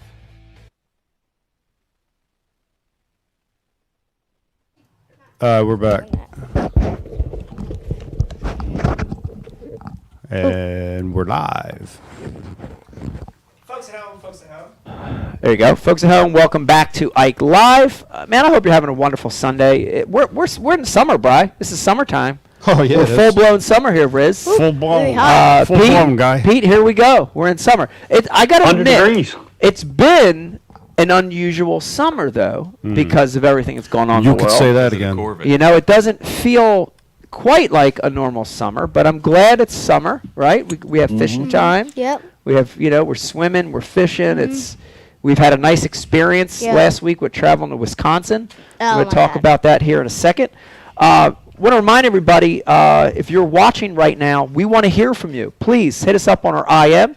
Riz has got it over there. If you're on Facebook, hit us up as well at Ike Live Show. Also, if you're over on Facebook, let me remind you, the world-famous Ike Live gift bag could be yours. All you have to do is like and share the feed right now. You're going to be entered into a contest to win that thing. So load it with Ike Live sponsor gifts from Mystery Tackle Box, Founders, Tackle Warehouse, Flambeau, Liquid Mayhem, Dr. Squatch, so on and so forth. They're all in there. It's great. Also, want to remind everybody, we've got Andrew Wheeler coming on here in just a little bit from Abu Garcia, of course, and we're going to be catching up on what's new in the world of fishing. We've had virtual iCast this year, and of course, what's new with Abu Garcia launching some great new products, including winning a Best of Show this year. We're going to talk to him about that. It's pretty awesome. I got a couple things, Mike. Hit me, Brian. What do you got? Real quick, Vegas. Jose Garcia on the Ike Live Facebook wants to know, has your dad ever missed a fish with a net? Oh. That's actually really hard because we never really use net. We only use it for like my tournaments. Only in his youth tournaments. So yeah. so this has been like my 6th time Yeah, with in a net. tournament. Yeah. So I do pretty good. I do pretty good. I don't know any mistakes you have. Well, because let me it's been a long tell you. time. And Pete, I didn't mention this. The one that he broke off, I did feel bad. I felt bad about like I had sort of this opportunity To get it while to it was get going it. past. Not to get when he was going to pass, but he was sort of there but wasn't. And like maybe like I went and I shouldn't have went and I made him do that. And, you know what I mean? So I felt bad about that. Like maybe it was a little bit my fault. And I said that to you. I said I rushed it probably. You know, I felt like I rushed it and you probably rushed it. But well, he went on. He went on. I know. He I went know. on. There's no way he was No, gonna I know. make that. Yeah, but We'd have to put the. But we're water under a the pretty boat. good team, I think. I think we work. Vegas, good wait together. till you have Yeah. to start netting fish for your dad. Oh.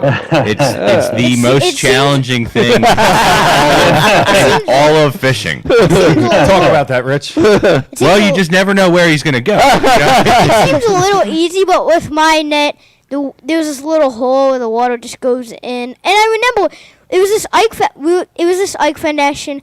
RS nets. And Great then nets. yeah, this person gave me it. So Yep. if the person is watching, thank you. Shout out to RS Nets if you're watching and you need a net. RS Nets make great nets. They're rubberized netting, so the hooks don't tangle. They're great for the slime coat of the fish. Check out RS Nets. Pretty good. So I do want to pick up where, you know, this is sort of in reverse order, but you got a chance to travel with me to my last tournament, which was great because, you know, one of the things that's hard, and you know, I don't know if you know this, but I want to tell everybody, is that when you were young, when you were, you know, a baby till you started. When you were young. Yeah, when you were a baby When till you were a started kid. school, all the way till you started kindergarten, you know, you guys traveled. We all traveled together full time. And it was one of the best, when I look back in my career, it was one of the best times of my career because I had you and Stella with me all the time and Mom with me all the time. And we were in a camper, in our own camper. It was such a great time to travel and tournament fish. But in the last couple years, 2 or 3, 4 years since you started kindergarten, it's tough because when you're in school, you know, you can't be on the road. Yeah, So, I really don't like when. So you have to do school. So you're on the road. Yeah. You have the 2 days to get there. a couple days to get the there. weekend. Yeah. It's really It's not tough. fun. Yeah. And then you get there. It's like you have work to do. I'm like, I know. I know. okay, I know I have work to do. Yeah. But it's really hard because I don't really have, because me and Stella have to like we have to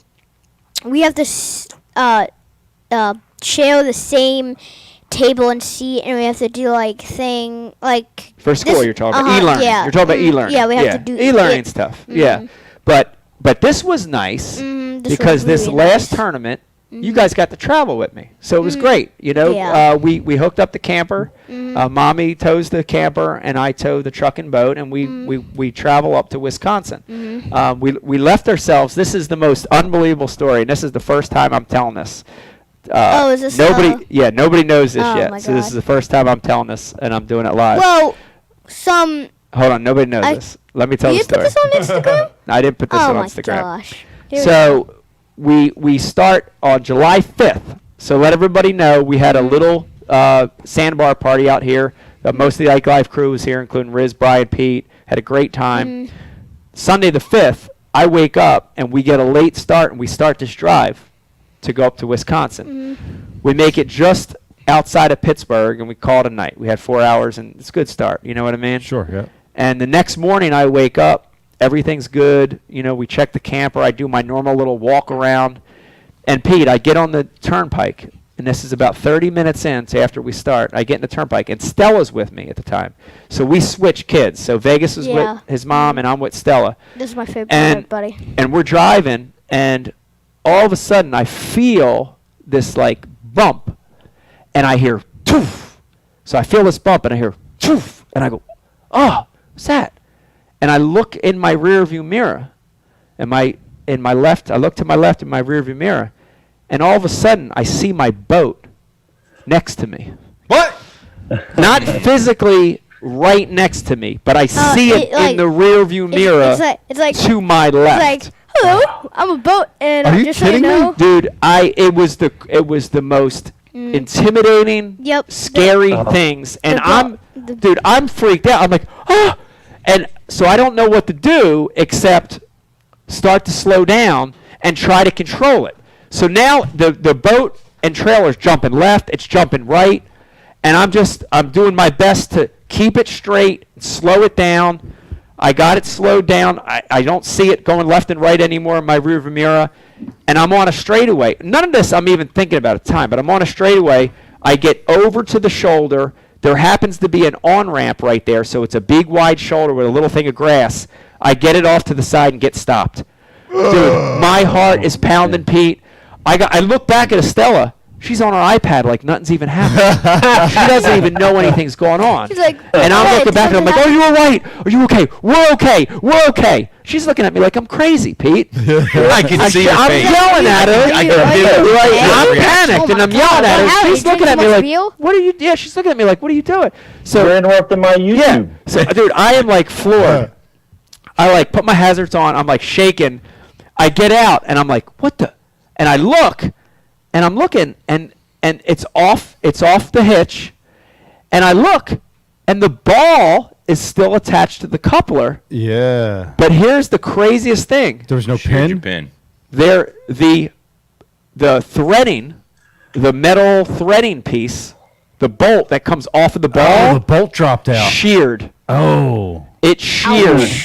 How the hell just shear that? No idea. Right below the ball. Because, dude, Gets a little bit loose, and I've had the same maybe thing years, happen to me. maybe years of it getting loose, and then me tightening it getting loose, and me tightening it, putting too much torque. I don't know. It sheared. So the ball's on there. No bolt, no rest of the threading. That's gone. Who knows where that's at? So it was swinging on the chains. It was swinging on Yep. the chains. And it never. So little damage on the trailer. It hit my bumper. There's one little ding on my bumper, but nothing else. Oh my God. Dude, I'm like still shaking. A state trooper pulls up.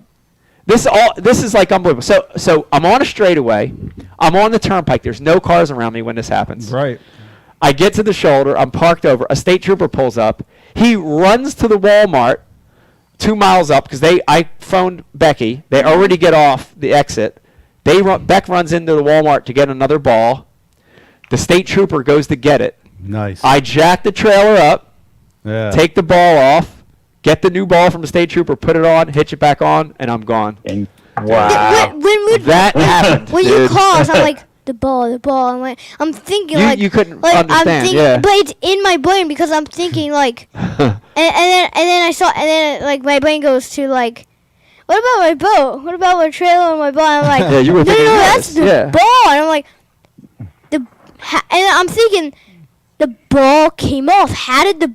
Right. I'm Yeah. thinking like, that's Yeah. impossible. I'm I thinking know. like It is something, impossible. Like, This is 23. How many years, Pete? 23 plus years. It's the first time that's ever happened to me, or I've ever seen that happen. I've never heard of that. Yeah, I've So never had. never But it is a happened. testament. If anybody's watching right now, put your safety chains Yeah. on. No Oh matter yeah. what. And It's cross so. it, right? And if you cross don't even them. if Yeah. you don't even have some Cross them and I mean- put the hooks. I always put the hooks in reverse. I don't know if that matters. I put one this way and one that way, But dude, the chain saved me. Oh yeah. Yeah. I mean, Yeah. it would be, If you didn't have the change, Who it would have knows, just it would have just came off. and it would have been gone. Yeah. The Wow. The, That's wild. Yeah. Man. How did you would have never noticed. Yeah. how did the boat stop itself? Like So when that here's the only happened? thing I could think of, Pete. So the trailer plug never came out. So it's got brakes, right? So Yeah. I think when I put my brakes on the truck to slow it down, the trailer brakes were still working. Oh wow. And it slowed my trailer down, Shout out to trailer brakes. Ever had them, Rich? Shout out to trailer brakes. Yeah. Yeah. Yeah, I got trailer brakes. And Shout out to I've Bass actually- Cat. Shout out to I've Bass never Cat had for that. making a great I've actually had great the same thing happen to me, Mike. Never had that. On this was with my old boat with my G3, but for me it was the pin, the actual pin that goes through the hole Yeah. of the trailer hitch receiver. Yeah. That sheared, and where mine happened was at the where you merge from 295 south onto 676 76, like was going to the Gloucester City boat ramp, and I was taking the way where you take 76 and come around, and it happened there where there's no shoulder. And so I got a boat. I got my trailer laying on the ground on a turn with no shoulder, and so I put the hazards on. I made the normal calls. I called state police. I called NJ Dot because I'm like there's nothing I can do. Yeah. And 10 minutes goes by and nobody showed up. There's nothing. Nobody showed up. So I'm like, I can't stay here. I gotta get this thing out of here. So what I ended up doing was I found I had a screwdriver in my boat. Oh yeah. I manually lifted the boat off of the highway. Yeah. Like, I don't know how I had the strength because it was on a slope up. Put that back on. I got the hitch receiver back in. I put it on the ball. I put a screwdriver through the hole and then used electrical tape and wrapped the electrical tape up around through the screwdriver until it was big enough to hold it in there, and then just limped like to the first exit and got off and got into an auto zone and fixed it. But man, so that's scary, dude. I've had that same feeling of like, why is my boat not behind me right now? It's the when you look in your rearview and the safety mirror chain and you see it next to you, not next to you, but you see But it when it there. ain't right, It's the scariest thing ever. Yeah, dude. Scary. But do you mean like the pin full, like this like where the ball is attached, and then the thing that's connected to your yeah. So there's the receiver. Yeah. There's the receiver and the pin that goes Yeah. in the receiver, and what happens is when there's movement. And it just causes repeated friction that something creates a weak point. Something happens. Yeah. That's what I was thinking. Like, why is that? Why did the ball shield? But why didn't that? That's crazy. That's a big, thick piece of that's metal. a thick piece of metal. Vegas. With giant threads on it. I got breaking news for you, bud. Yeah. The orders are already starting to fly in. We got Matt Pangrak from BTL Bass Talk Live, and he wants a Vegas the Hammer hat. Oh, look at that. Yeah. How much do they cost? Here's another order that's coming in. This order is from your mom, Oh, my God. and it says, "It's late. Send him home." Okay, Vegas. All right, you want to say goodbye to everybody before you go? Yeah, but yeah. So I want to just give a shout out to everybody that just wanted to, Yeah, give a shout out to everybody. No doubt. That's what you do. All right, give me a kiss. Good night.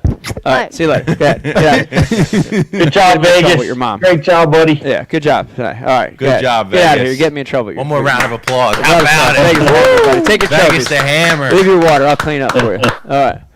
That was awesome. It was a scary thing, Pete. It was very, very scary. It's one of the scariest things that ever happened. But, I am a little superstitious, as you noticed with the GoPro thing. But when that happened, and like, you can imagine the scenarios of where that could have been really bad. Oh my God! Yeah. When that happened and sort of I got out of that, luckily, I was like, this is going to be a good week. I kind of knew, honestly, I knew right there that it was going to be a good week for me, And that's a good way to spin it. Yeah. Well, others might say, man, this is going to be a crappy week. Look how I'm starting. Yeah. But, Nowhere to go but up. Yeah, And exactly. That's funny that thinking, because I've had 3 times where, like, at the boat ramp, I forget to take one of the straps off, or like I back down the ramp crooked and I get in uneven, or something happens as I'm launching the boat and I look like an idiot. I always win. If I launch the boat in perfect, you gotta purposely mess up, man. Dude, like I'll do a one-man launch, like slide the boat off, meet it at the dock, and just step on like I'm like G Money swag. I will not catch him that day. I got to do something dumb at the ramp in the morning. You're onto something, Rich, because I have a philosophy that if things go wrong, I always do good. And I don't know why it is. Like the last time it was, I lost all my GPS and sonar on the entire boat right before the tournament at Cayuga. I remember that. And, I got to a black cat syndrome. If I see a black cat in the morning, I'm guaranteed to have a good day. I think there's something to it, man. It's like when bad stuff's happening, you're like, you stop thinking, you stop overthinking, and you feel fortunate to be there, and you can find your just fish freely There's something about it. There is something to that. But you got to be able to let it happen. You know what I mean? You can't get spun out. Yeah, you can't let. You're like, okay, I got no trolling motor and my outboard won't start. Okay, what are we gonna do? This is my new normal. Let's figure it out. Yeah. And that's the way you got to be. Oh, right. Let's real quick. Shout out to Tyler Nolan. Oh, Tyler Nolan. Yes. Yeah, he's won a gift bag before. Yes, he on has. VU, yeah. He has. Yeah, Tyler, if you're watching, I don't know if yeah. you're watching right now, I ran into Tyler at the boat ramp up at Wisconsin on Sturgeon Bay, and he provided these amazing beers. Of course, we love Founders, but we love other beer too. We're beer heads here. Yes. And we've been drinking them all night. The hazy is amazing. Riz, what you just cracked one open? Wow. What do you got there? Oh man, I just cracked open a guava juice. The guava. What up, IPA. guava? It's actually a malt beverage. Naturally flavored. I got to take one more sip. This looks like. Thank you for the Holy beers. Toledo, Thank you that for the is good. beers. Yeah, Cheers. Tyler Nolan. Tyler, thank you. T Nolan 43 on the gram. Yes. Thanks, Tyler. Thank you. Very exciting. Appreciate your work. So Pete, I get up to Wisconsin, and we get up there. We finally get settled in, get to the campground, get settled in, and we have a virtual Zoom. We have virtual Zoom because now there are no meetings in tournament fishing, right? This is the new norm. Mm-hmm. And we get on this virtual Zoom, and we're hit with this piece of information on the heels of our short day and 3/4 practice, which is, you ready for this, Pete? Which is, since wind can be a factor here, you guys can launch anywhere you want in Wisconsin water on Lake Michigan. On the night before the tournament? The night before the tournament, we get the word that we're enacting the trailer policy, which means you can go to any ramp you want that's a public ramp and put in for the tournament. Mm-hmm. So it throws me for a loop because, now I'm looking at this map. I have a paper map in front of me, and I'm looking at Wisconsin water of Lake Michigan. Dude, it's like looking at the ocean, right? Yeah. And I'm thinking, well, if I can drive my truck and boat to the ramp that morning of the tournament and not battle waves, how much new water does this open up to me, Mm-hmm. And that was kind of my mindset in the first day of practice, was to go look places that were far, right? That I could drive to with my truck, but were really far. So they gave you that information prior to practice? Prior to practice. Okay, good deal. And so because of that, I changed my practice strategy. I said, that first day of practice, which is our long day, it's our dark to dark day, I want to go look at stuff that was way too far to ever try to get to before, Mm-hmm. And I did that, and I fished on the Lake Michigan side of Sturgeon Bay, and found I found 2 nice schools. The interesting thing is the water temperature on that side of Lake Michigan was 5 to 6 degrees colder than on the Green Bay side of Lake Michigan. So the fish I found over there were dirt shallow. It was unbelievable. These fish were in 2 to 4 feet of water. They looked like they'd just come off beds, right? They weren't spawning. They weren't garden fry, but they were shallow, and they were territorial. They were really acting like spawning type of fish, And I thought, man, these are the kind of areas I could do good in the tournament. My second day, I practiced on the Green Bay side and found the fish in 8 to 15 foot of water, and had just a good, a similar day. I found 3 areas instead of 2. But here was the difference, Pete. The fish on the Lake Michigan side in that cooler water were skinny. They were long, right?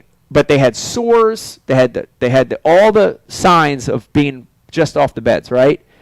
And I would weigh them, and the ones on the other side were the same exact fish, but no sores and fat, recovered, right? Right. Sure. And they would weigh 6 to 10 ounces heavier. Wow. On the Green Bay side. That's a big difference. So big difference. So same number of schools of fish, same length of fish, but I use my Rapala scale, and I don't even hardly ever carry a scale with me. But it was a great it was the first thing I did right in this event was to say, I'm going to fish on that side because the fish are further along, they're fatter, you know. But it was just a good event for me, Pete. I found a lot of nice schools, and I stuck with a couple baits that are just solid baits all week. Of course, you heard it. You heard Vegas talking about it. The max scent is unbelievable, and you know, I got to be honest with you.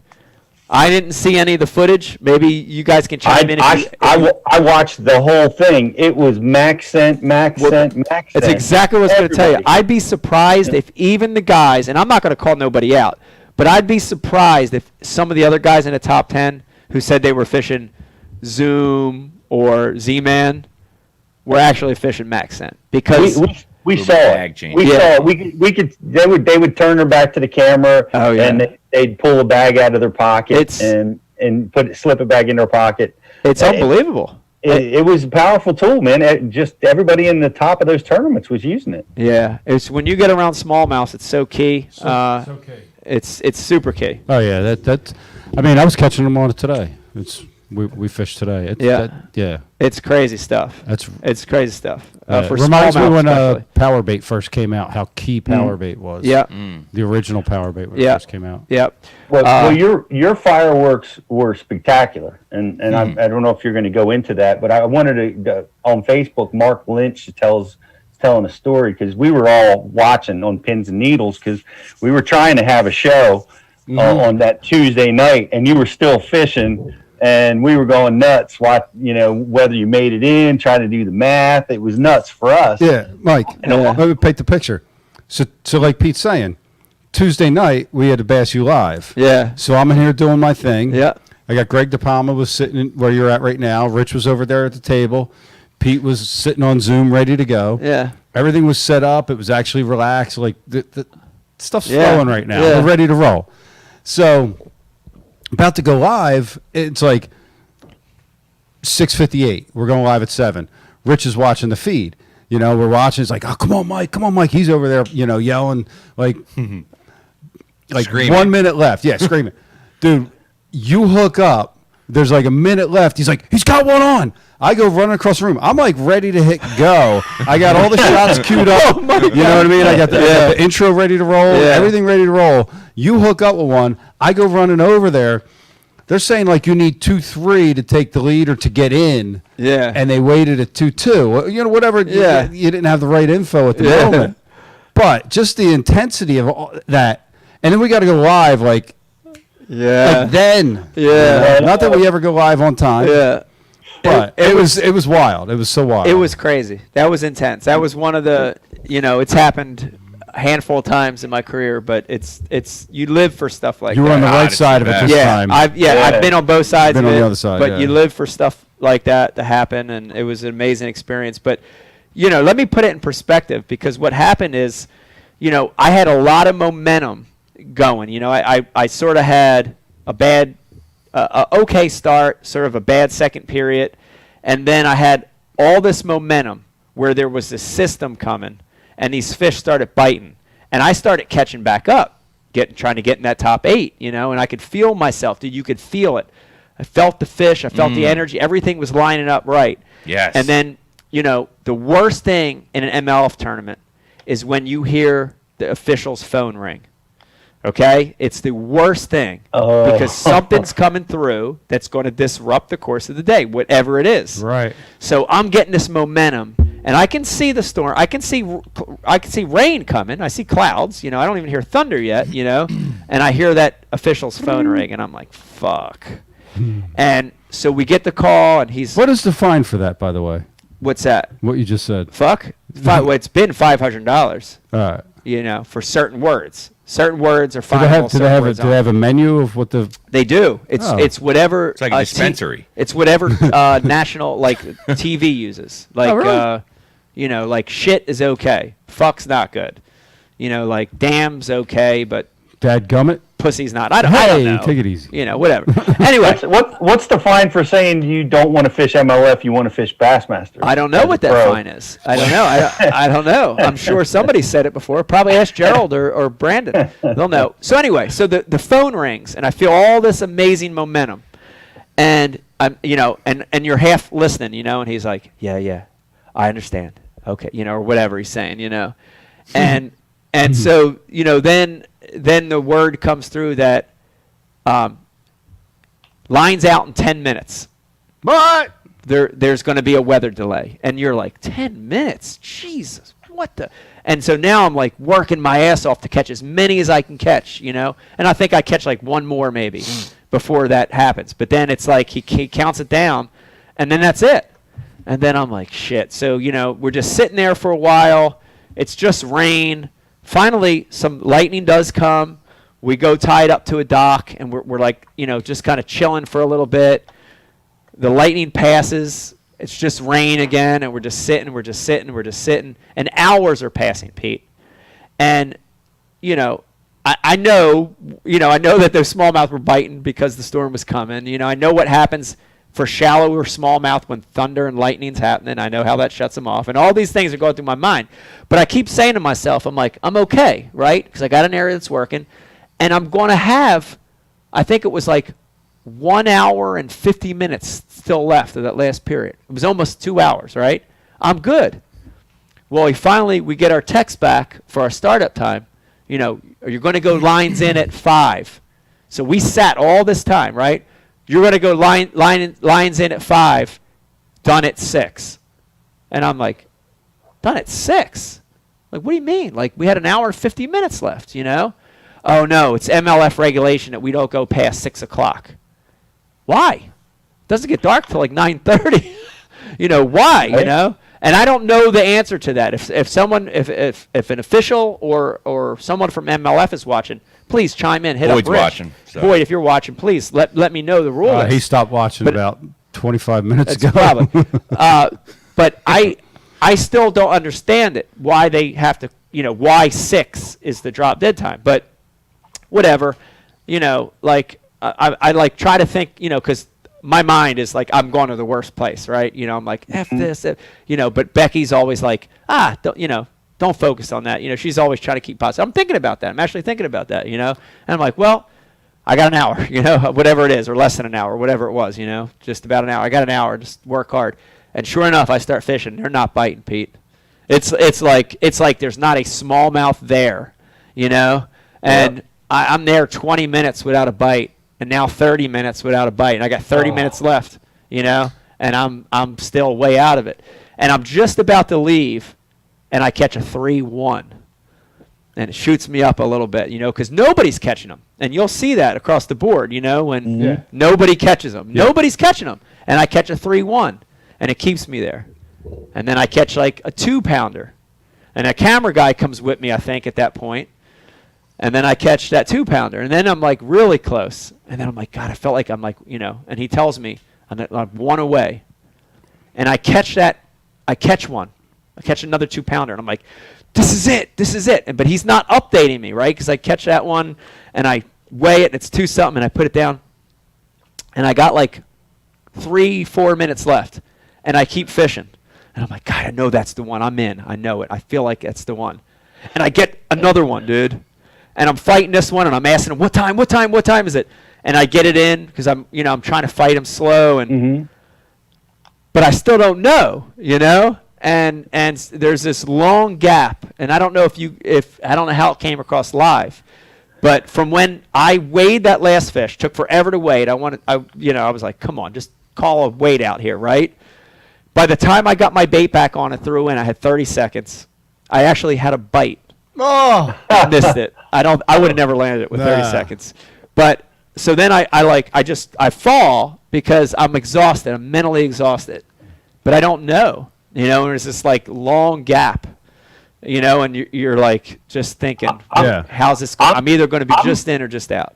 I'm hosting the show at this point. Yeah, true. And I don't have the Zoom screen up. Yeah. I have the score tracker up. Yeah. So I'm talking and doing our stuff, and I'm watching because I did the math. You called I'm pretty sure it was a 2-2. Yeah. And my math showed that you needed like a 115. Wow. And Riz was they were saying it, and Riz heard it, and they said it wasn't enough. And I'm looking at the math, and I'm like, he's in by a couple ounces. He made it. And then I'm watching and then 10 minutes into the show, they give the final score tracker update, and it's got you slipping in the eighth. It was unbelievable. It was such a great feeling to know you're in by an ounce. I've been, like I said, I've been on the other side of it. I remember those. I know those emotions. And those we all do.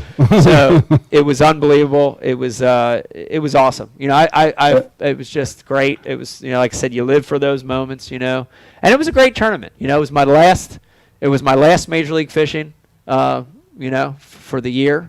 The last big one, and it was good. It was a good way to end it. It's a good way to end MLF for me on a high note. Yeah, I could tell you the broadcast team was there. You got a lot of airtime, and they were very, very complimentary of you throughout. Shout out to JT, Marty Stone. Yeah, JT really went into really kind of broke down how you play and land your smallmouth. Yeah, that was him and Marty. Really interesting, Brian, what you were saying this morning. Yeah, and JT's like, you peel that line, right? Yeah. And they were saying, like, notice how Iaconelli's smallmouth aren't jumping. Yeah. Like everybody else, they set the hook and the smallmouth are at the boat. Yeah. And they're jumping, they're hot. Yeah. You know what I mean? They're skying out, they're wiling out on the side of the boat. Says Ike doesn't have that happen going on. Says, and JT says, when I saw Mike, peeling line, initially I'm thinking, it's theatrics, it's Mike, it's a little over the top.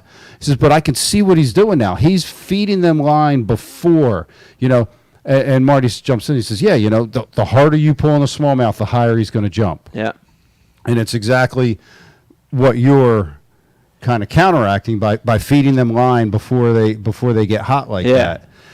And when the smallmouth get to the side of the boat, they're on their side, and it's an easy scoop. They're ready. You play them really well, and they were saying you and Justin Lucas really kind of got that dial on how to play a smallmouth. Yeah, different styles. Different styles. It's been fun learning that over the years. Everybody has a way that Pete. You have a way that you land fish. Everybody finds their own style. But a lot of guys. Yeah, for me, that's been super effective. And Vegas actually said it, when he was talking about, it's funny how he puts everything in terms that are real cool, but it's like the give and the take, And I never want a lot of pressure on that rod. I just want it to be that medium bend, the whole fight.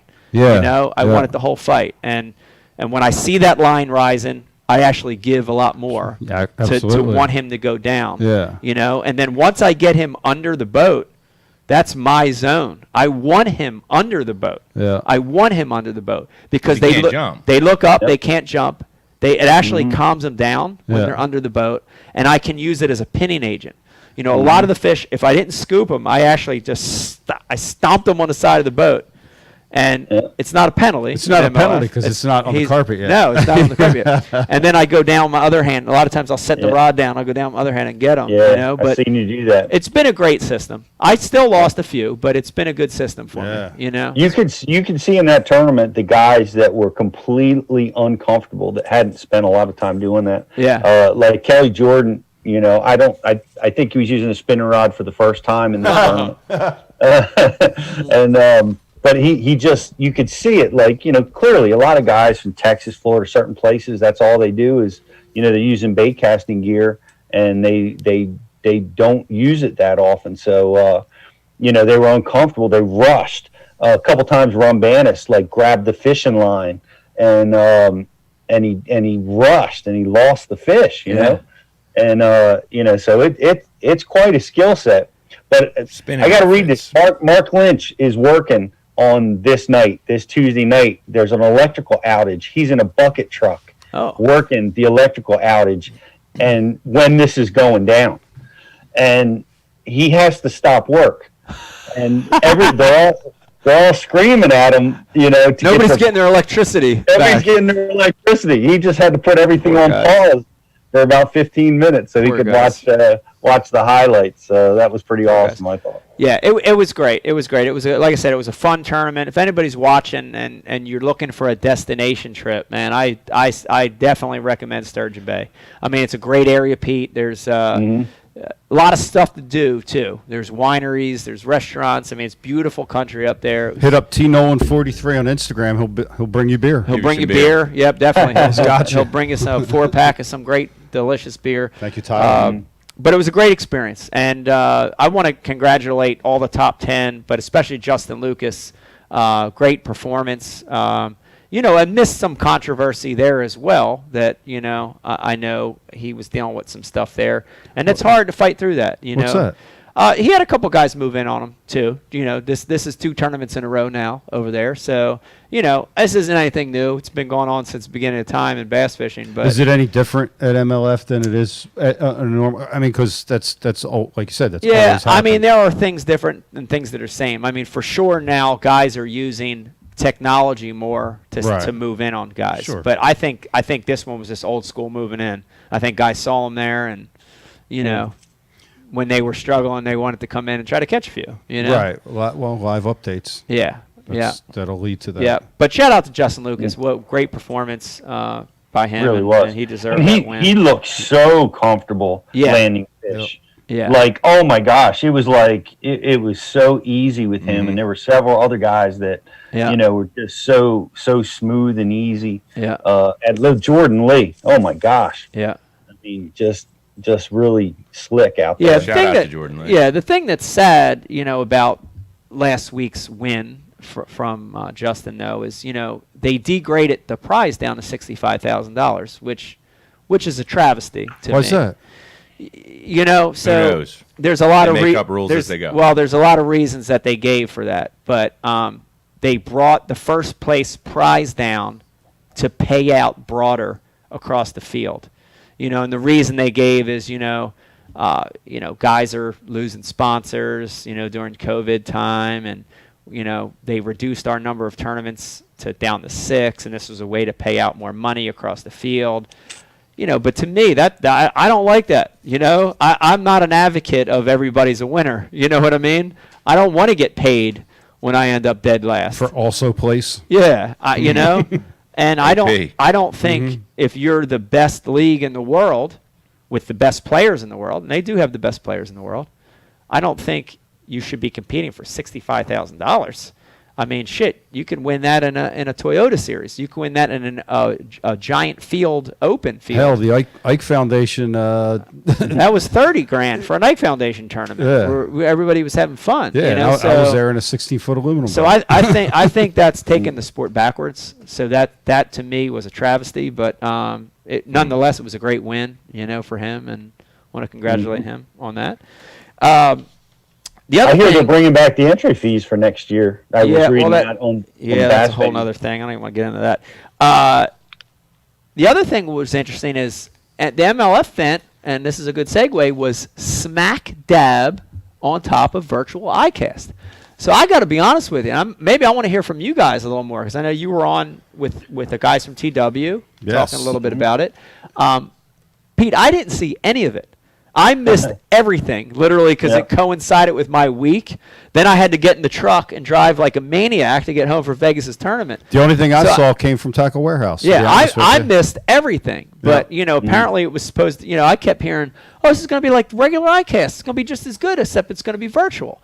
And I'm like, is that possible? Like, what does that mean? But how did it come off for you, Pete? How was iCast this year? Well, honestly, I was super swamped that week myself, but what I did, and I liked it, was I went to the website, and, well, obviously that's where you had to go, but it's, you go into what's it called here? The new product showcase is what I'm looking for. Right. And you can go right now on the new product showcase, and you can see every product that was displayed. And to me, that is a much better way to judge it. Except for, like, I didn't have the hands on the feel that you get when you're at iCast, but I could efficiently go through all the products that all the companies had entered. And it was a great experience. The websites had videos on the products. A lot of them did. Yeah. And, they had a lot of pictures, a lot of images, written descriptions. about them, and you could very, very efficiently go through and see all the products. I thought they did a great job. For me, like, because we're going to be looking at stuff for Tackle Warehouse and for Bass University, and we're going to be making our picks for the Best in Show, and man, it was easy for me to go through there and look at that stuff, and I liked it a lot that way. I miss it. Like Ken Duke on our show said, and the thing you miss the most is the people. You know, seeing your friends, seeing all the industry folks. You know, that's the thing you miss the most, and that you don't get by doing this way. But you know, as far as information and being able to see the tackle, I thought it was a very good job under the circumstances. You know. Yeah, I think it was the best you could do. You know, with what's going on.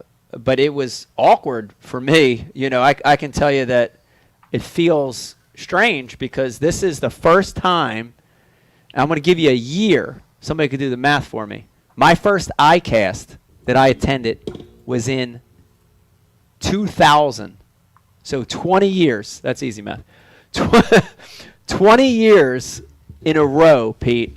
19 years in a row. I went to iCast, worked iCast, got to see the stuff, got to talk to people, got to feel it, you know, actually look at it, inspect it, work with the media, you know, solicit new sponsors, make contacts, meet friends.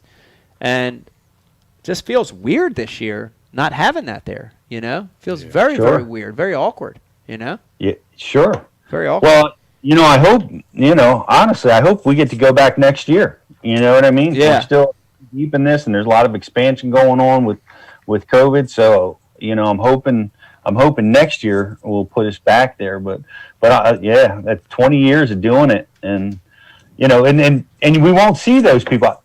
You know what I'm really happy about though is we saw those people at the Classic, at least a lot of them. Right, we got it in before all this. Yeah. And we're all still alive. We're still here. Yep. And we're still dear friends. Yes. Yes.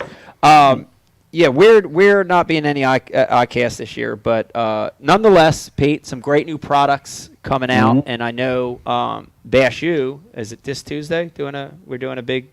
That is correct. This Tuesday night we have we've got a little bit of an iCast review as well. We're going to do some iCast stuff tonight. Shortly, we're going to take a break and go to Andrew Wheeler from Abu and talk about your award-winning rod. Yep. Nice. Yeah.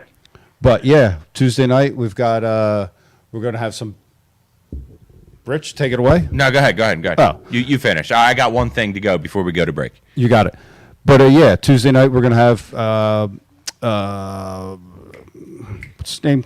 Guy from Hummingbird to come on. Hummingbird's won 9 out of the last 10 years. Best in show at iCast. Mr. Kolodowski. Yes, Nice. Kolo. And some other guys. So we're still working on setting up that list. But yeah, we're doing that Tuesday night. Are you available? Or Very cool. We'll talk afterwards. Yeah, we'll talk afterwards. All right. Yeah.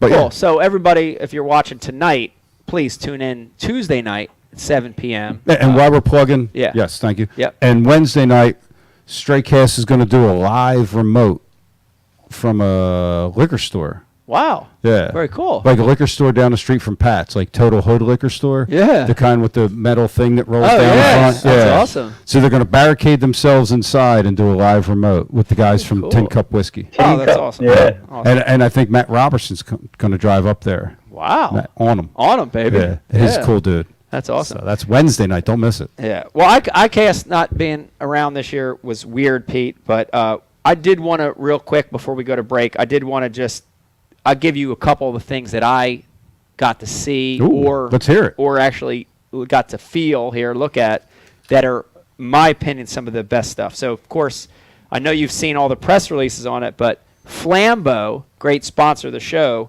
launching 2 new tackle storage systems this year. And this one I'm excited about. I'll be honest with you, Pete. Seriously, I have yet to find a spinnerbait management system that I agree with that. You know what I mean? Like the closest that I had back in the day was, you remember the wraps? Yeah. You know, and like you'd put your spinnerbait, like that was okay, you know, but you know, it was a way to file them. But honestly, I never really got comfortable with a way to store spinnerbaits. Well, they've got the Z-Rust Max Blade Crate, which The best way I can describe it, it's almost like a filing system, Pete, like a filing cabinet, where you've got these files, and you could place spinner baits in these files, and it holds a bunch of them. I'm looking at a picture of it right now. 100,000. It's crazy. It looks like I think it holds 42. it might be 42 bladed lures. That's correct. Wow. Unbelievable. So that's exciting, and they're also And it's Z-Rust. The problem with It is those, Z-Rust. the problem with those pouches is they would get moisture in there. and your Sampo swivel would rust, Oh, and then well, you'd go to yeah. spin your blade, and they'd be like, Yeah. they'd just sit there. Yes. Yeah, Don Skaluski's wouldn't turn anymore. They would not turn. The Hydras. Also introducing the Z-Rust Max Crank Bank, which is it's funny Spank Bank. because in the saltwater world, this storage method's been real popular, where guys put plugs down in, that way in trays. Yeah. Not flat boxes, but store them up and down. Yeah. In the saltwater world, I've seen saltwater guides using this forever. Now they're introducing it here in the freshwater world, and that's called the Crank Bank. It's pretty exciting. Want to show you just 2 from Rapple and 2 from VMC real quick. Of course, shout out to Ott the Foe, by the way. Yeah. Ott gave me Defo. I bumped Ott out by an ounce. That's the Yeah, guy you that I did. bumped out, and he Yeah. texted me like immediately that night and said, "Great job." Like I wouldn't have did that, No, you I'm wouldn't. just saying, I love Ott, but I wouldn't have done that, And he did that. He's a great guy. Yes. But he's got this crankbait, Pete. This is the OG series.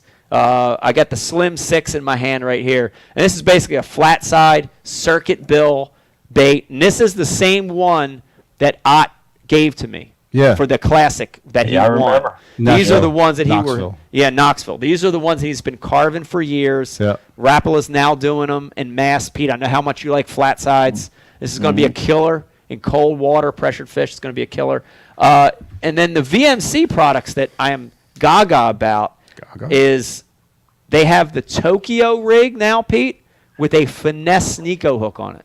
So it's a light version of a Tokyo. So now you can put little small baits on it, spinning rod, light casting. I like that. And then these little deals, crossover ring. This is going to be hard to describe. If you're watching or listening, I'm going to try to do a good job of describing this. What is this? It's a wacky ring Right. that goes on with special pliers. Or you can use the regular pliers too, but they have a special pliers they sell. And it has the ability to go just under the band or through a hole in the band to keep it true wacky. Yep. You know what I mean? Yep, not so up like, and down. Right. So a lot of times when they put those rubber, your O-rings on, you go under the O-ring, but you're in line with the bait. The hook and the bait are in line. Yeah, yeah. And regular wacky rigging, it's Ain't perpendicular, supposed to be like that. right? So this little deal, this crossover It offers ring, you both. yeah, this crossover ring has a little like nipple on it that lets you rig it traditional wacky style. So I like this a lot. Comes in 3 different colors. Comes in black, clear, and green pumpkin to match your baits. Very So exciting. much dead sticking. Save so many baits Yes. doing that. You hear me? It comes in black, Pete, for your black Senkos. It'll match perfect. And then last or not least, I've been waiting a long time for this. Actually, help Mullix with this a little bit. The brand new Mullix popping frog. Ooh. Hot off the presses. I have 2 in my hand right Talking here. my language, Mike. The deal. Dude, that's one of the best things they do. Spinnerbaits and frogs. Dude. That's their wheelhouse. Dude, that's their wheelhouse. For sure. This thing, so many cool features, but I want you guys to feel this. Feel this one, Bri. Is that 2 sizes there, Mike? Is that a big and a little? No, it's the same size, but they got this so right with the hardness of the plastic, and that's a hard thing to do. But it's like every Mullix product. It's so very tricked out. It's got a lot of features. One of the coolest things they did, and I want everybody to see this, Bri, if you could show the belly of that. Yeah. They actually incorporated the best way I can say it is it's a clevis. It's a little ring. It's a cletus. On the dual pronged frog hook. Yeah. And it's a place where you could trick this frog out. You could add a blade. You could add a stinger hook. If you're in open water, you could put a treble on it. It's a really cool little feature that lets you trick that frog out. So very, very excited about this frog. It's going to be available on Tackle Warehouse, I think, this fall. So that's another cool iCast product. But I think, Brian, let's take a break. Yes. We're going to take one more quick break. When we come back, we're going to be talking to Andrew Wheeler from Abu Garcia. We're going to be talking about new Abu products. And, of course, they got a big winner this year. We're going to be talking about that. In addition, we're going to be giving away some prizes, Riz. Yep. We're going to be giving away a bag. Yep. An Ike Live reel. Yep. We're going to be giving away some stuff. Major grand prize. You don't want to miss it. Hang in there with us. When we come back, one more segment of Ike Live. Hi. Today we're going chest to chest in the Dr. Squatch lather test.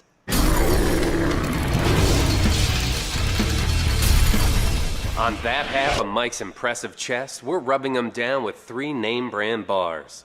The result? A sad, milky film of disappointment. How's that feel, Mike?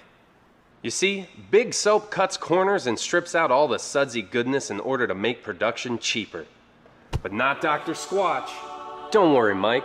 Dr. Squatch soap retains all the natural ingredients, which creates a rich, foamy lather, leaving your skin healthy, soft, and clean. Ooh, looks like Squatch is taking over this peck party. How do you feel now, Mike? Dr. Squatch Natural Soap. When we say it lathers, it f***ing lathers. You deserve glorious lather. Take the lather challenge for yourself today.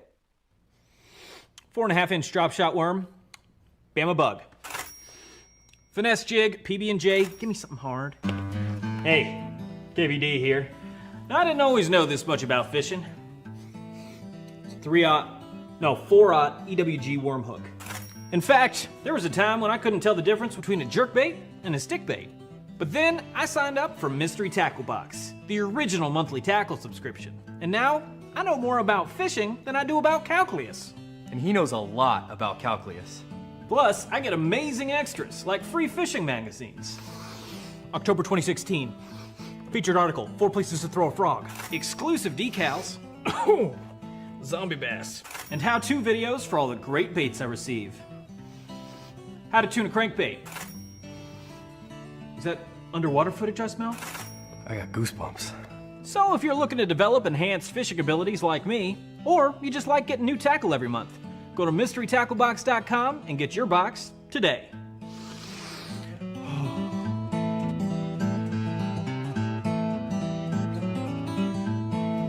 Ooh, live minnows.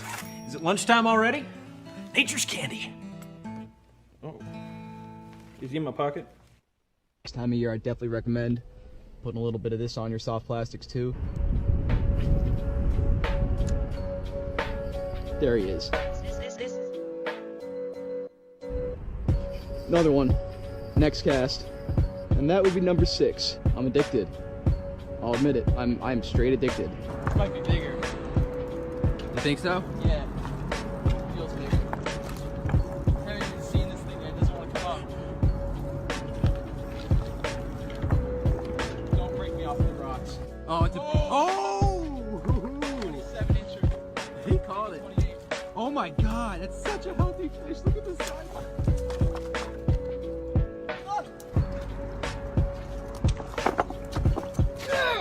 Put a little liquid mayhem on your crappie jig, and look where the stripers get it. You can't even see it, man. That might be a keeper.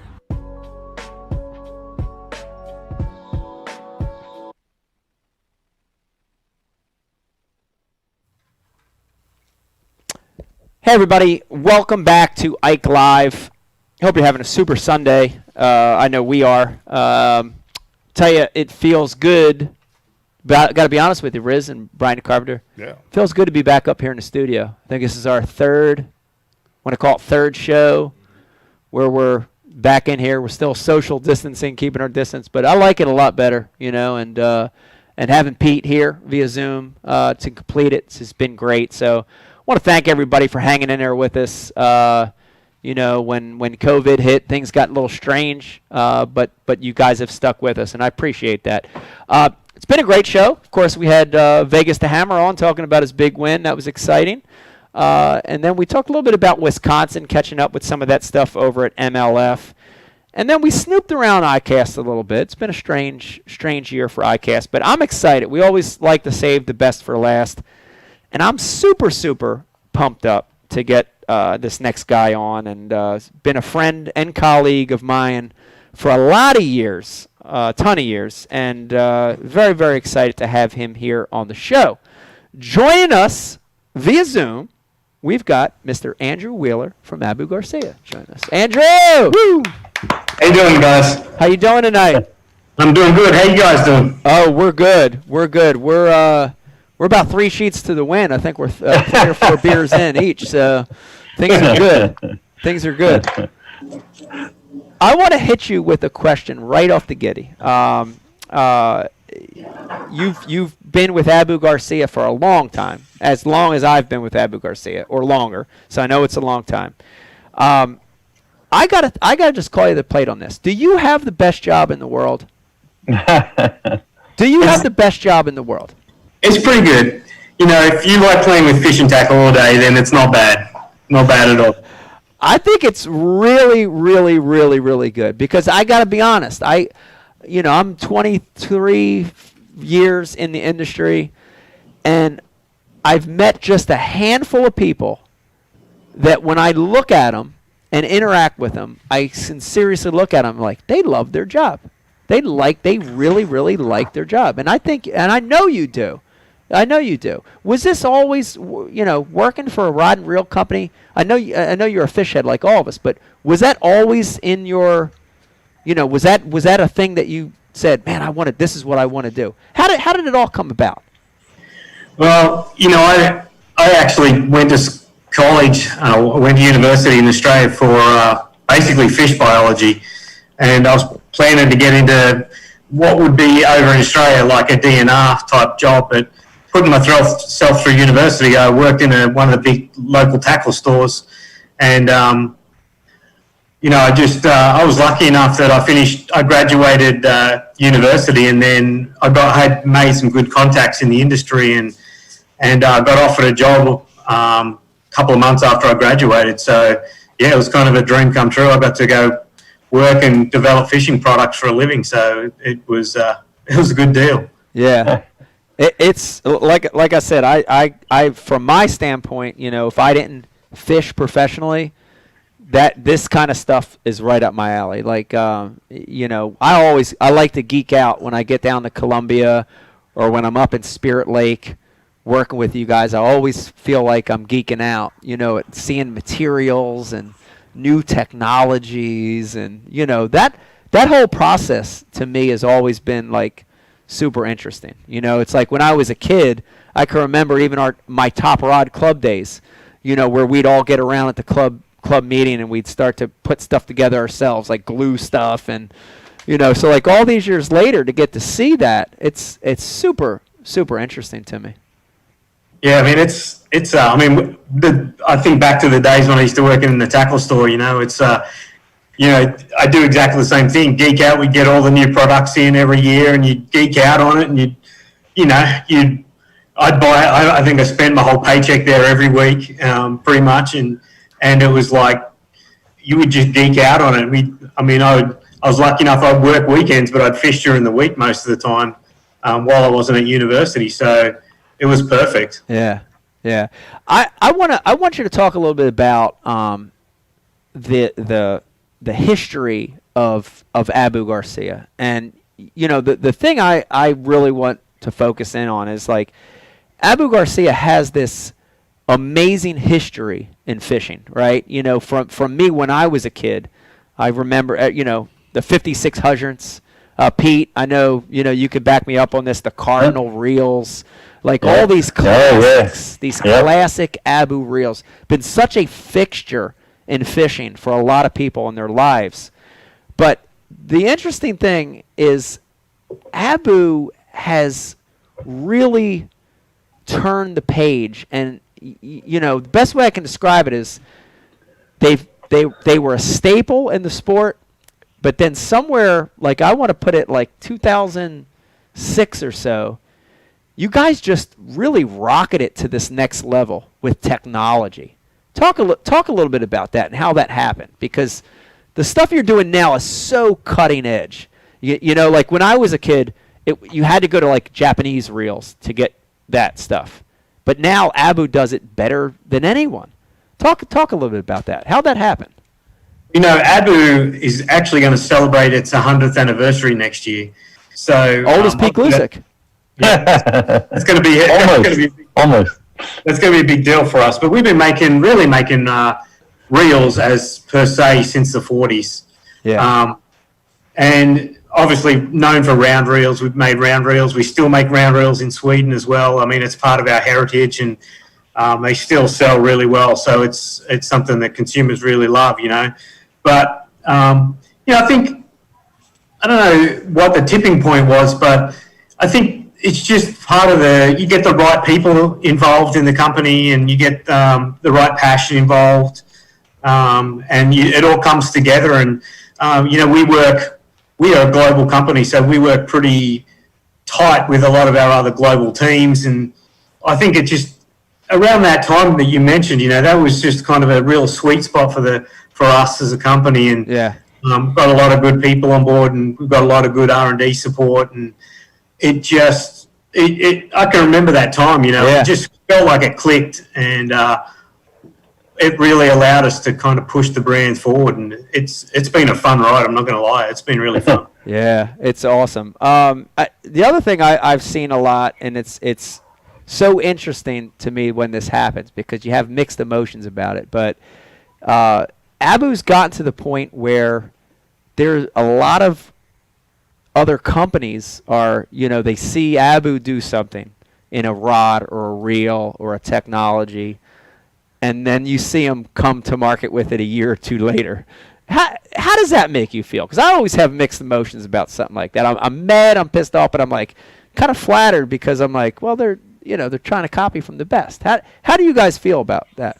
I mean, it's kind of the same way. You get little mixed emotions about it. You don't want anyone to kind of come across and try and take your idea or take an idea that the company's had. But at the same time, it is a little flattering, especially if it was your idea. You're like, well, it was good enough that someone wants to copy it. So I guess you can take that and put it in your back pocket. But at the same time, you want to, we're all competitive, and, you're a competitive fisherman, but I'm a competitive product guy. I want to win and, sell the most product I can and develop the best product for our consumers. So, and all the fishermen enjoy it. So it's kind of like you get a little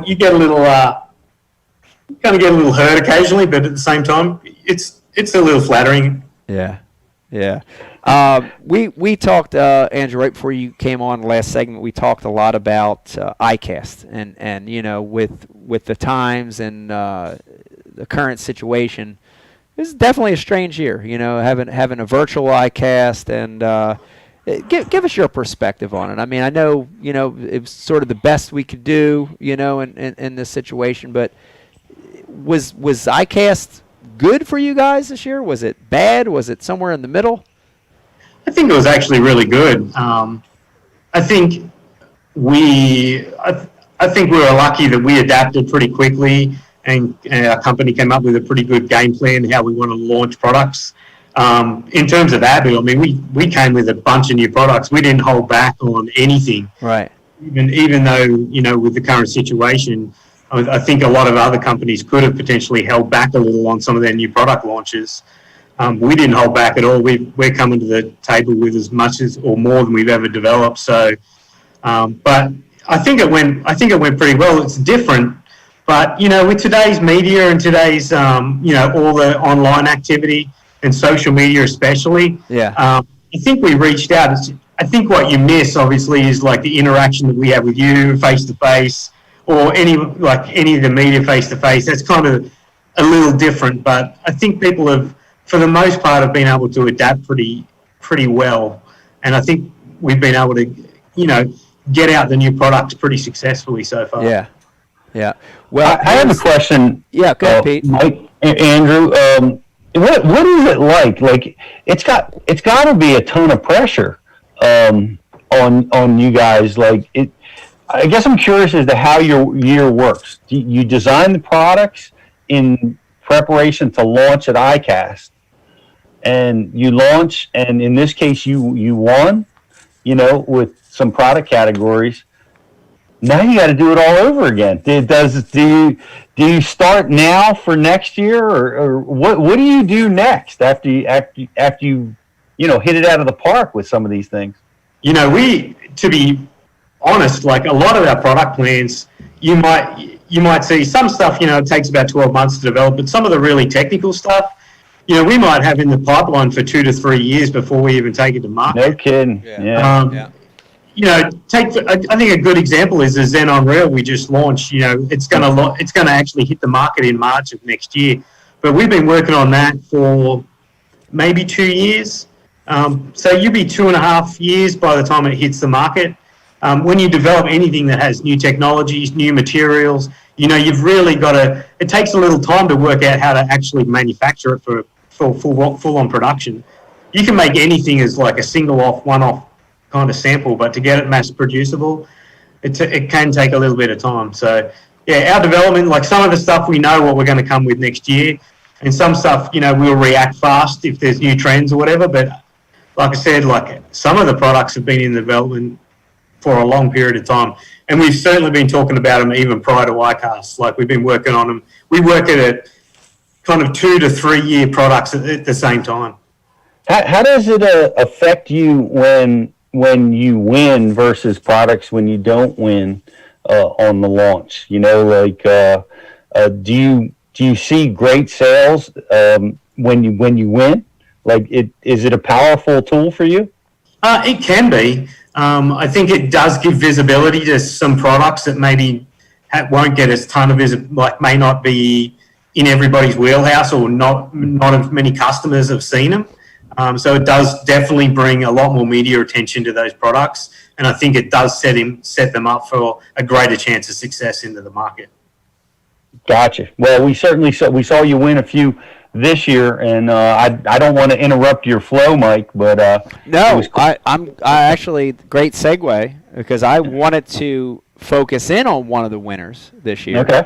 And this is one I'm slightly proud of myself, and it was actually during the event, Andrew, that I found out. I was fishing. I'm like so focused on catching, like every smallmouth I could catch. I'm fighting for ounces out there.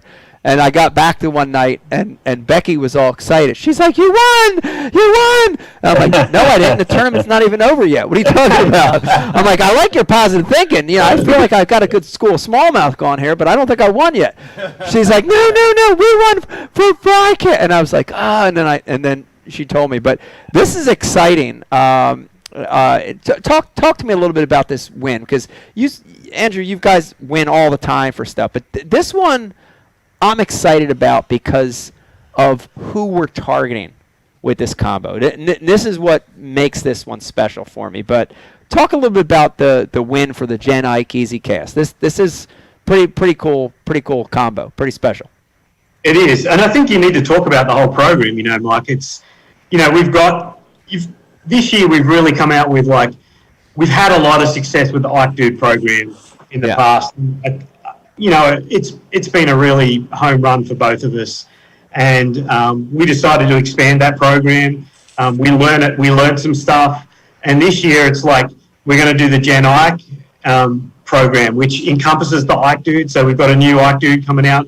We've also got the Gen Ike EasyCast, which you've got right there, and then we've got the Gen Ike combo. So think about it like the Ike Dude is like, you just want to get your kids into fishing, or someone young into fishing, perfect starter combo, both spin cast and spinning.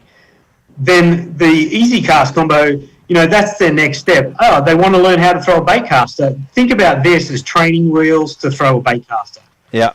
It will teach you how to throw, and it will do it in a way that will stop you backlashing, basically. So it has a mechanism on the reel that if you throw it and you don't throw it right, the mechanism will engage, and it'll stop the cast and it'll break it so you don't get a big bird's nest. And it's kind of what we like to think is training wheels. So you'll eventually get the rhythm where that braking system doesn't engage itself, and you'll know that, okay, that's what I've got to do. And then the next step after that is the full-on Gen Ike combos, which are, you know what you're doing. These are like serious combos for, youth anglers. Yeah. There they go right there. And I love it. I was, you had mentioned, Andrew, about how long it takes. We were talking about some of this stuff 4 or 5 years ago, and it's so nice now to see it. But you gotta think about that. The growth of the sport is one thing, but getting people fishing, through those age periods, right, Pete? It's like, you've got these kids that are starting that are, 6, 5, 6, 7, 8 years old. Then they get to that, period where they want to fish a baitcaster. And man, when I first started playing with that Easy Cast reel, I'm like, where was this reel when I was young? Because literally, I was like 19 when I learned how to cast a baitcaster because I was intimidated. I couldn't do it. I didn't know how to feather the spool. I didn't know any of that. But this is that transition reel, right? It's for the kids that are ready to get to the next level. Vegas is a great example. He's using this one right now. Vegas is a spinning reel guy. The regular baitcaster has a hard time with, but when I gave him some of these, instantly started picking up on it. So it's a great transition. And then this one, the regular Gen Ike, I'm proud of because to make a combo affordable, for a high school kid, a college level kid, a really great combo that's affordable, that's, feels great. It's awesome. So I like the family, but this one is really, really special. And if anybody's watching right now, and I know somebody that cannot cast a baitcaster that wants to, and doesn't just have to be a kid, right? Could be an adult. It could be, somebody that's used spinning their whole life. This is the combo. This is the reel that you want to do it. And it's amazing. Andrew, when can people? I know people are watching right now. And they're like, God, I gotta get my hands on this thing. When can they see this in stores, or how can they get it? You're going to start to see it pop up in stores within the next 3 to 4 weeks. Wow. It's coming pretty quick. So around August timeframe, it's you probably start to see it pop up around the beginning of August. Wow. That's awesome. Well, I cannot wait to see them out in the environment and start to see people with them. I think it's an amazing concept, by the way. Congratulations, both of you guys, for that. My son, he sees me throwing the baitcaster, and that's what he wants to do. And I'll have my rods rigged, on the deck, and he wants to grab that baitcaster and fire it out there. But, the challenges that comes with. So having that reel that you can, let them have, let them get accustomed to it. Man, what a cool idea. I think that's amazing. Yeah, and the beauty is, like, once you've got it down, you can actually turn the anti-backlash system off, and it'll just behave like a regular That's right. Has an on-off. Yep. Has an on-off. So you can shut it off. Yep. Wow. It's awesome. Andrew, I've got an idea. This is something that came up just last week on Bass University, and our very own Pete Glusick is working on a specific technique-specific rod with another company, with Cashin. Yeah. And it's a dead sticking rod, and it actually in the handle is incorporated a little egg timer. Right. And you cast, and it tells you when to twitch your rod again. Wow! You watch the sand dribble down. Yeah. So you don't have to grab your phone and read your emails or check Instagram. Look at the egg timer. You just look at that. On the handle. And and then it says twitch. BTC, you signed an NDA on that. Damn it! Sorry. Damn it! I just wanted to hear Andrew's thoughts on the concept. On the egg timer. Yeah. Well, I mean, I've seen dumber things when iCast. A freaking duck won a few years ago. So spider, an egg timer might make sense. Yeah. I don't know. All right. There you go. You hinted around a little bit about some of your new stuff coming out, Andrew. But what's next? I mean, I think that's the big thing. We got a lot of people watching right now, and they're always looking for the next big new exciting thing, cutting edge thing in rods or reels. What's next? What's going to be the next big thing in freshwater fishing rods? I think it's in rods in particular. I think materials are starting to. I think there's some interesting stuff happening with materials. For us, what I get really excited about is, we use a technology called PowerLux, which is a nano resin system that 3M makes for us. And this year we've been able to drive it down into the Veritas price point. And it's like, when we first started playing with that material, it was, rarefied air price points at $500+. Right. But we've been able to, get it to a point that we can actually put it in a $100 rod, and it really makes a difference. I mean, it's the new Veritas rods for me. That's one project I'm really proud of for sure. That they just feel like $150 plus rod. They feel unbelievable. Yeah, and that's important. That's important. I like the fact that the regular guy can afford it. It was always sure. It was always something that, like, for our Ike rods, Andrew. I remember when the very beginning when you guys green lighted the project and you said, we're going to start working on the Ike series rods. And you gave me free reign to do anything I want, and I could have did a $600 rod, right? I remember talking about that, but I always felt like it was important that the regular dude, right, like a normal dude, could go and buy the rod, and that's important. So to hear that technology coming into the Veritas is awesome, to give the common man the ability to have one of the best, lightest rods out there. That's awesome. I love it. The common man. The common man. Like Dave's Mercenary. Right. The common man. The common man. Right. Let me remind everybody watching or listening right now, if you've got a question or comment for anything, if you've got a question or comment for Andrew, please hit us up on the IM. We'd love to hear your question. I have a few coming through here on social media, Andrew, and this one comes from Marizu Shimizu. I don't know if that's the real one or not. This is on Instagram.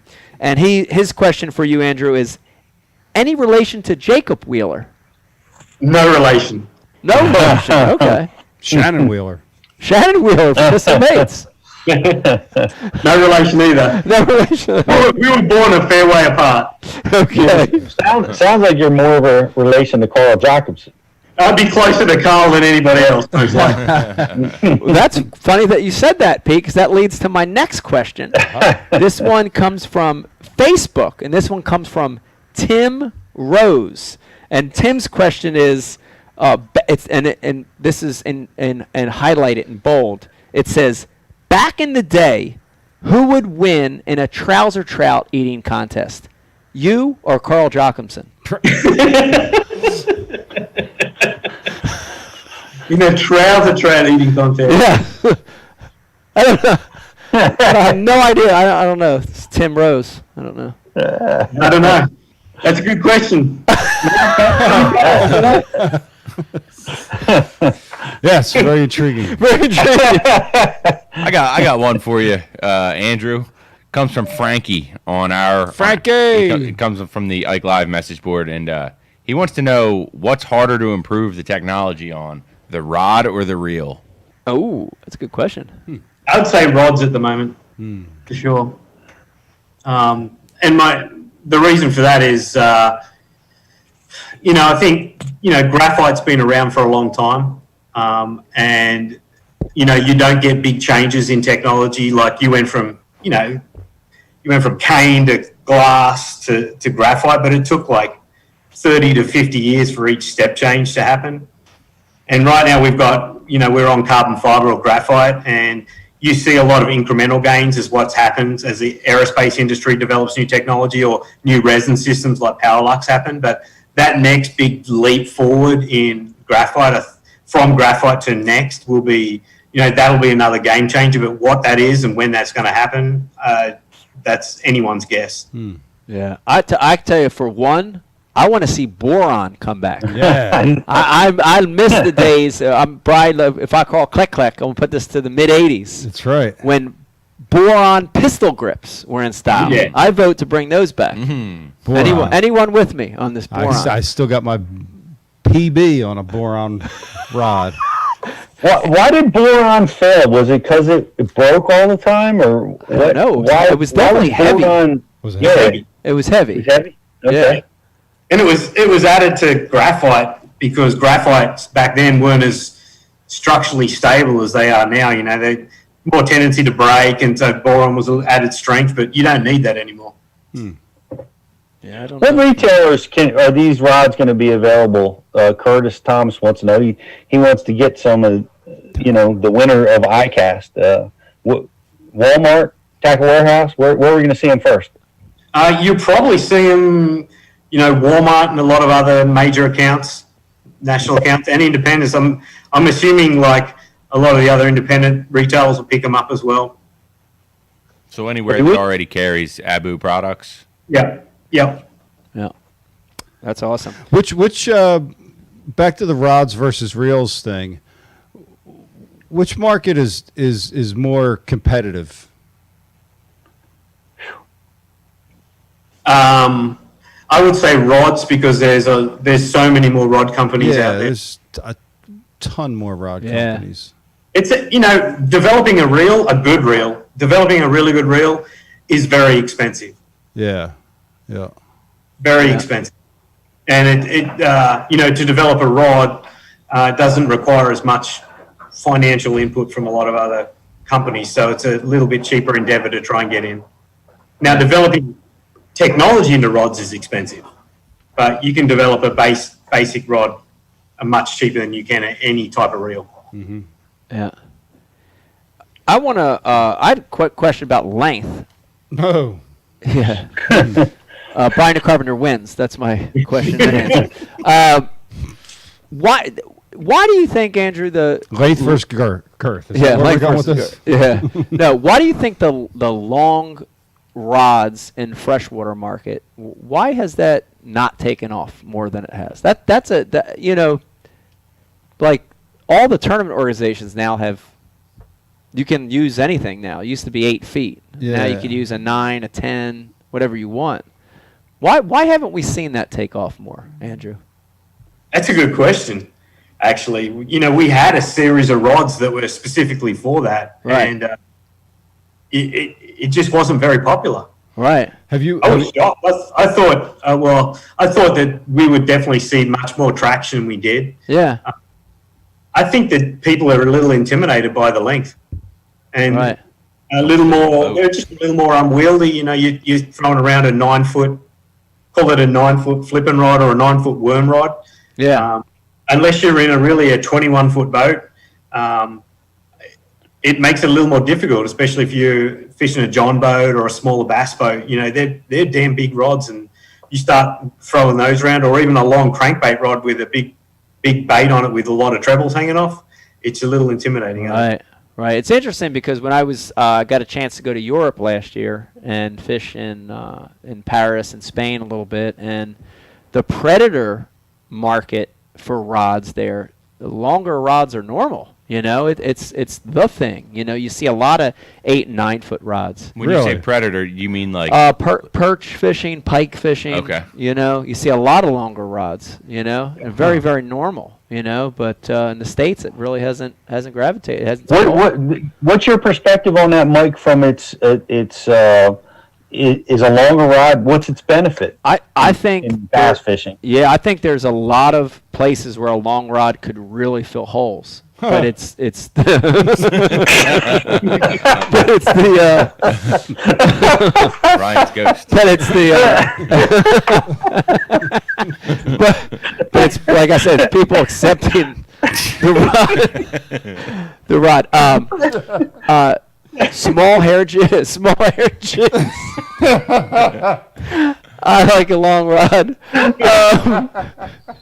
Crankbaits, of course. Of course. Of course. All right, let's not talk about length of rods anymore. Let's change the subject. Oh my God. You know what's crazy? That's going to make a highlight segment of the show somewhere. 246, Rich. Yeah. Got it. 246. Mark that down.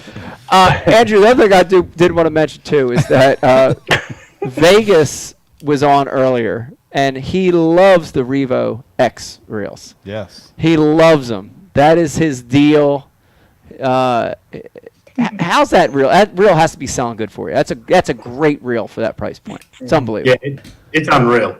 Yeah. It's it's a killer reel. You know, that reel, we specifically designed it for, you know, a lot of guys haven't got $200 or $300 to jump into a bait caster, you know, but you want to give the best quality you can to those consumers so that they, you know, they buy that product and really love it. And it's, you know, it's a Revo through and through. It has the big gear system in it. It has the big drag system in it. Like it's a killer reel for the price point. Yeah, it's awesome. He loves it.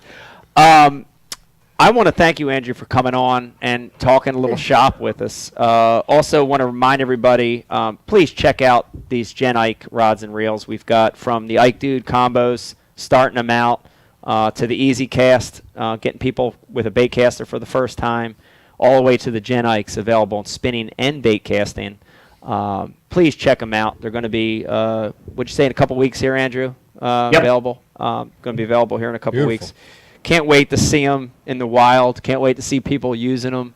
It's very, very exciting. And I'll be talking to you soon, Andrew. I know we got some other stuff in the works, too. So very, very, very excited to keep working on new projects with you. Perfect. Thanks for coming on the show. Andrew Wheeler, everybody. Yeah, buddy. Abu Garcia in the house. Thank you for coming on. Thanks, guys. That's awesome. I think the big thing that people didn't realize, Pete, and I'm glad you asked it, is the development time on a lot of that stuff. And it's really unbelievable. You know, I heard Andrew say, 5 years on some of these things. You know, they've been talking about them in the pot. That's incredible. You know, like when you do a plastic worm, you can get a worm done in 6 months, you know? Mm-hmm. But when you're talking about technology of materials and rods and reels and gearing, and it's a long time, you know? Oh man, I know what it's like in our world, you know, and like bringing this app to market. It's just the development process is very long. Yeah. And when you're dealing in manufacturing, oh my gosh, you know, there's got to be a lot of lead time. I can see that. You know, you got to build molds, you got to test, you got to do prototype stuff. I can't even imagine what that's like. Not to mention the marketing, feeling. You know what the market will bear, and there's a lot to it. So I was really interested in that process. Yeah, but I'm not surprised it's a couple years to get that stuff up and running. Yeah, it's crazy. Let's do this, guys. It's been a long show. Let's give away some winners. Yeah, let's do. You got a couple housekeeping. Yep. Yeah. Our buddy Steve Donis. Everybody knows Steve Donis. He's been kind of a part of our family since the very beginning. Steve's the man. Since the early days of Ike Live. Steve is a professional, full-time artist. Here's his shirts. Go ahead and check out Steve's website, istaytuned.com. Buy a shirt, man. Support my man, Steve. Do it. He made the artwork for tonight's show. If you guys saw that on social media, that's Steve's all. the That's all best. Steve's work. Yeah, cartoon artwork. Yeah, his cartoonist for Bassmaster. Yeah, that's He right. is. His tunes end up on Bassmaster. He's a great guy, and check him out, man. It's a very comfortable shirt. Great guy. You go ahead, Riz. What do you got? In addition to Steve, we had some local guys here for our area have some success this past week up at Lake Champlain for the New Jersey State Team Qualifier. I'm happy to announce that it was a South Jersey sweep for the top 3 finishes in that tournament, and especially the first place winner, real good friend of mine, Connor Cahill, won the 3-day event on Lake Champlain with just over 50 pounds for a 3-day wait out of Ticonderoga. Good bags. He was sporting the camouflage Bash University hat for all 3 days. He's a Bash U subscriber, and he's part of our little inner circle here. So big shout out to Connor Cahill. Yeah. Also Travis Gasper. He's a big fan of the show. He's always on the message board with us. He caught his personal best bass today, PB, weighing it at almost 6 pounds, 22 inches long, up in Wisconsin, where you just came from. So congratulations to Travis Gasper. And then the third shout-out is actually to my cousin, Billy Crabtree, in Jacksonville, Florida. If anybody's watched any of the older shows where you've heard me talk about my background in saltwater fishing, my cousin Billy was one of the big influencers in me being involved in tournament fishing. I started off fishing saltwater with him down in Jacksonville, fishes a lot like you, Mike. He's sunk like 3 boats, but he's in the kingfish fishing world tournaments. He's won everything there is to win, and he just took another 3rd place this year in the Greater Jacksonville Kingfish Tournament, won himself another boat. So congratulations, Billy. Thank you for what you did for me when I was young. I truly appreciate that. That's awesome. That's awesome. I got a question. Yes. All right, so we got a Crabtree and a Leadbeater in the same family. Yep. What the hell are you guys? That's a good question. That's a really good question. No one knows the answer. You guys are from Middle Earth or something? Something like that. Middle Earth. Something from the ocean. You guys from the Hobbit? What's going on? Rose from the sea. All right.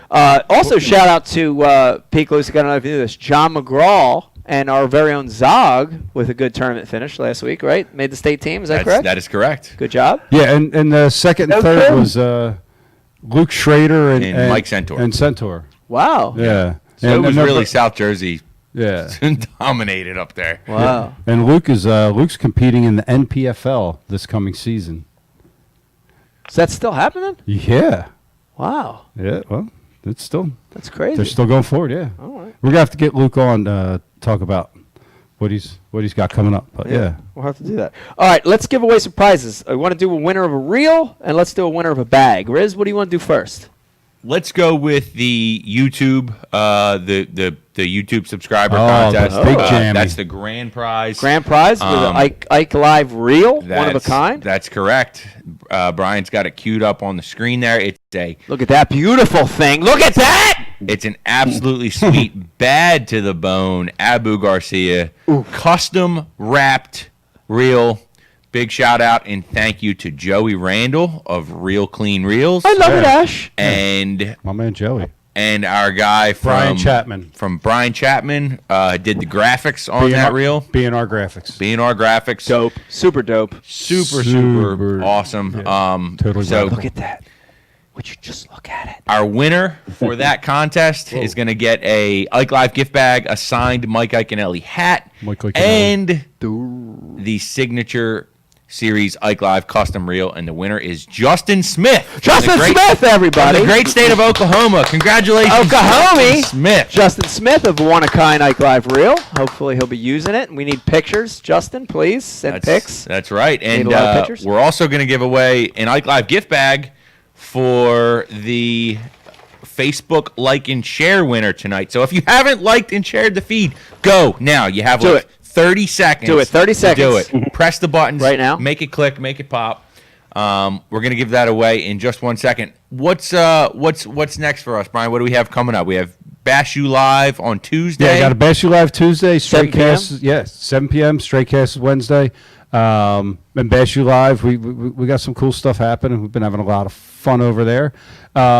And allegedly, we may be doing another Ike Live this coming weekend. I think so. We have to talk about the days on that because Brodzik is not available on Sundays. Might switch them to Mondays. Or Saturday. Or Saturdays. That's when he's available. He's got a crazy, stupid, retarded schedule. Saturdays, but not Mondays? It's not available Monday, I don't think. Any other day in the middle of the week? Saturdays is such a shitty night. I don't feel like anybody's going to listen live Saturday. No, I mean, it's all about the iTunes, but we'll talk about it. I know. Yeah. Yeah. We'll talk about it. We'll talk about it. Okay. All right, we'll talk about it. We'll talk about it. What else we got? We have a winner for the Facebook like and share. Okay. If we're ready for that, I have that queued up. The winner for tonight's Facebook like and share is Ryan Peterson. Congratulations, Ryan Peterson. Shout out to Ryan. Shout out to Ryan. You are tonight's winner of the world-renowned Ike Live gift bag. All right. I got something, Mike. What you got? So any updates on, real quick before I get into this, the Ike Foundation, there's an online derb going on this month. There is. We got an online derb going on, happening all month. New winners each week. I think they just announced some for last week, which is good. Yeah. All right. Well, there's another online derb kicking off in the month of August. Oh. Our buddies over there at Slay Nation. Oh, Slay Brothers, yeah. Uncle Frankie. Frankie. This is the Brian Kershaw Monster Big Bass Legacy Tournament. It runs through the entire month of August nationwide. Big bass only. Biggest bass from each region wins. $37 to enter. $100. 100% going to Tackle the Storm Foundation, which I'm not familiar with exactly what that is. But Frankie's a Connecticut guy, and this is their way of honoring the late, great Brian Kershaw, who was being inducted into the Hall of Fame this year. That's cool. I didn't know he was. Yeah, Kershaw's That's pretty awesome. inducted this year. So. Wow, that's awesome. We're going to do an MTB unboxing super quick for you here tonight. Let's bust into that. It is the only live podcast that does an MTB unboxing. This one, Brian, I'm super impressed with it. I got to be honest with you. I opened it up, and I'm like, I see 3 or 4 things that I could talk about. Man, I don't even know which one to grab. I'm just going to grab this first one here real quick. I saw so much. This one's loaded, Pete. Box. Well, Mystery Tackle Box at iCast. You know, the Catchco company. They had a bunch of entries in iCast this year. Wow, that's awesome. Good for them. This one right here, the one that I pulled, first one that I pulled out here is by a company called Lift It Jigs. Oh. And the thing I like about this is a really cool niche here, Pete. You ready for this? This is a slim finesse swim jig, which I like a lot. Brian Carpenter, you want to see that? So it's a swim jig, but everything's scaled down. And I like this because it's like my mini flip is a scaled down flipping jig. We have a micro jig, which is a little tiny one. This is in that same category. And I see the inline line tie, which I think would be great through weeds. Looks like it has a great little keeper on there for a trailer, some kind of plastic trailer you put on it. And the head is streamlined, which I like in a swim jig. So that's a really cool bait there. I'm going to pass the box over to Riz. This one's loaded, though. I saw a lot of cool stuff in this one. Pete, what do you got? You got anything good in yours over there? Man, Jake cleared my mystery tackle box out of my office. Jake! I don't have one that I can get in the next 30 seconds. I like it. That's okay. All right, we're going to have Riz pick one out here, and then we'll hand it over to Brian and see if he picks them out. Dude, that's a nice jig, Brains. You see that? Yeah, the head design's very intriguing. Little thin. Yeah. Thin but streamlined. You know, I think it'll come through the water really, really good. I'd love to see a slightly longer hook on it, but it's a Bill Lowen style jig. Yeah, little finesse Ohio River shit going down right there. Riz, what do you got? What'd you pick out of that little barrel there? So I cheated. I actually took 2 things because I didn't want Brian the Carpenter to get either one of them. Stolen. The first one I got, I'm going chalk. I'm going with the frog. It's a Guggenbaits frog.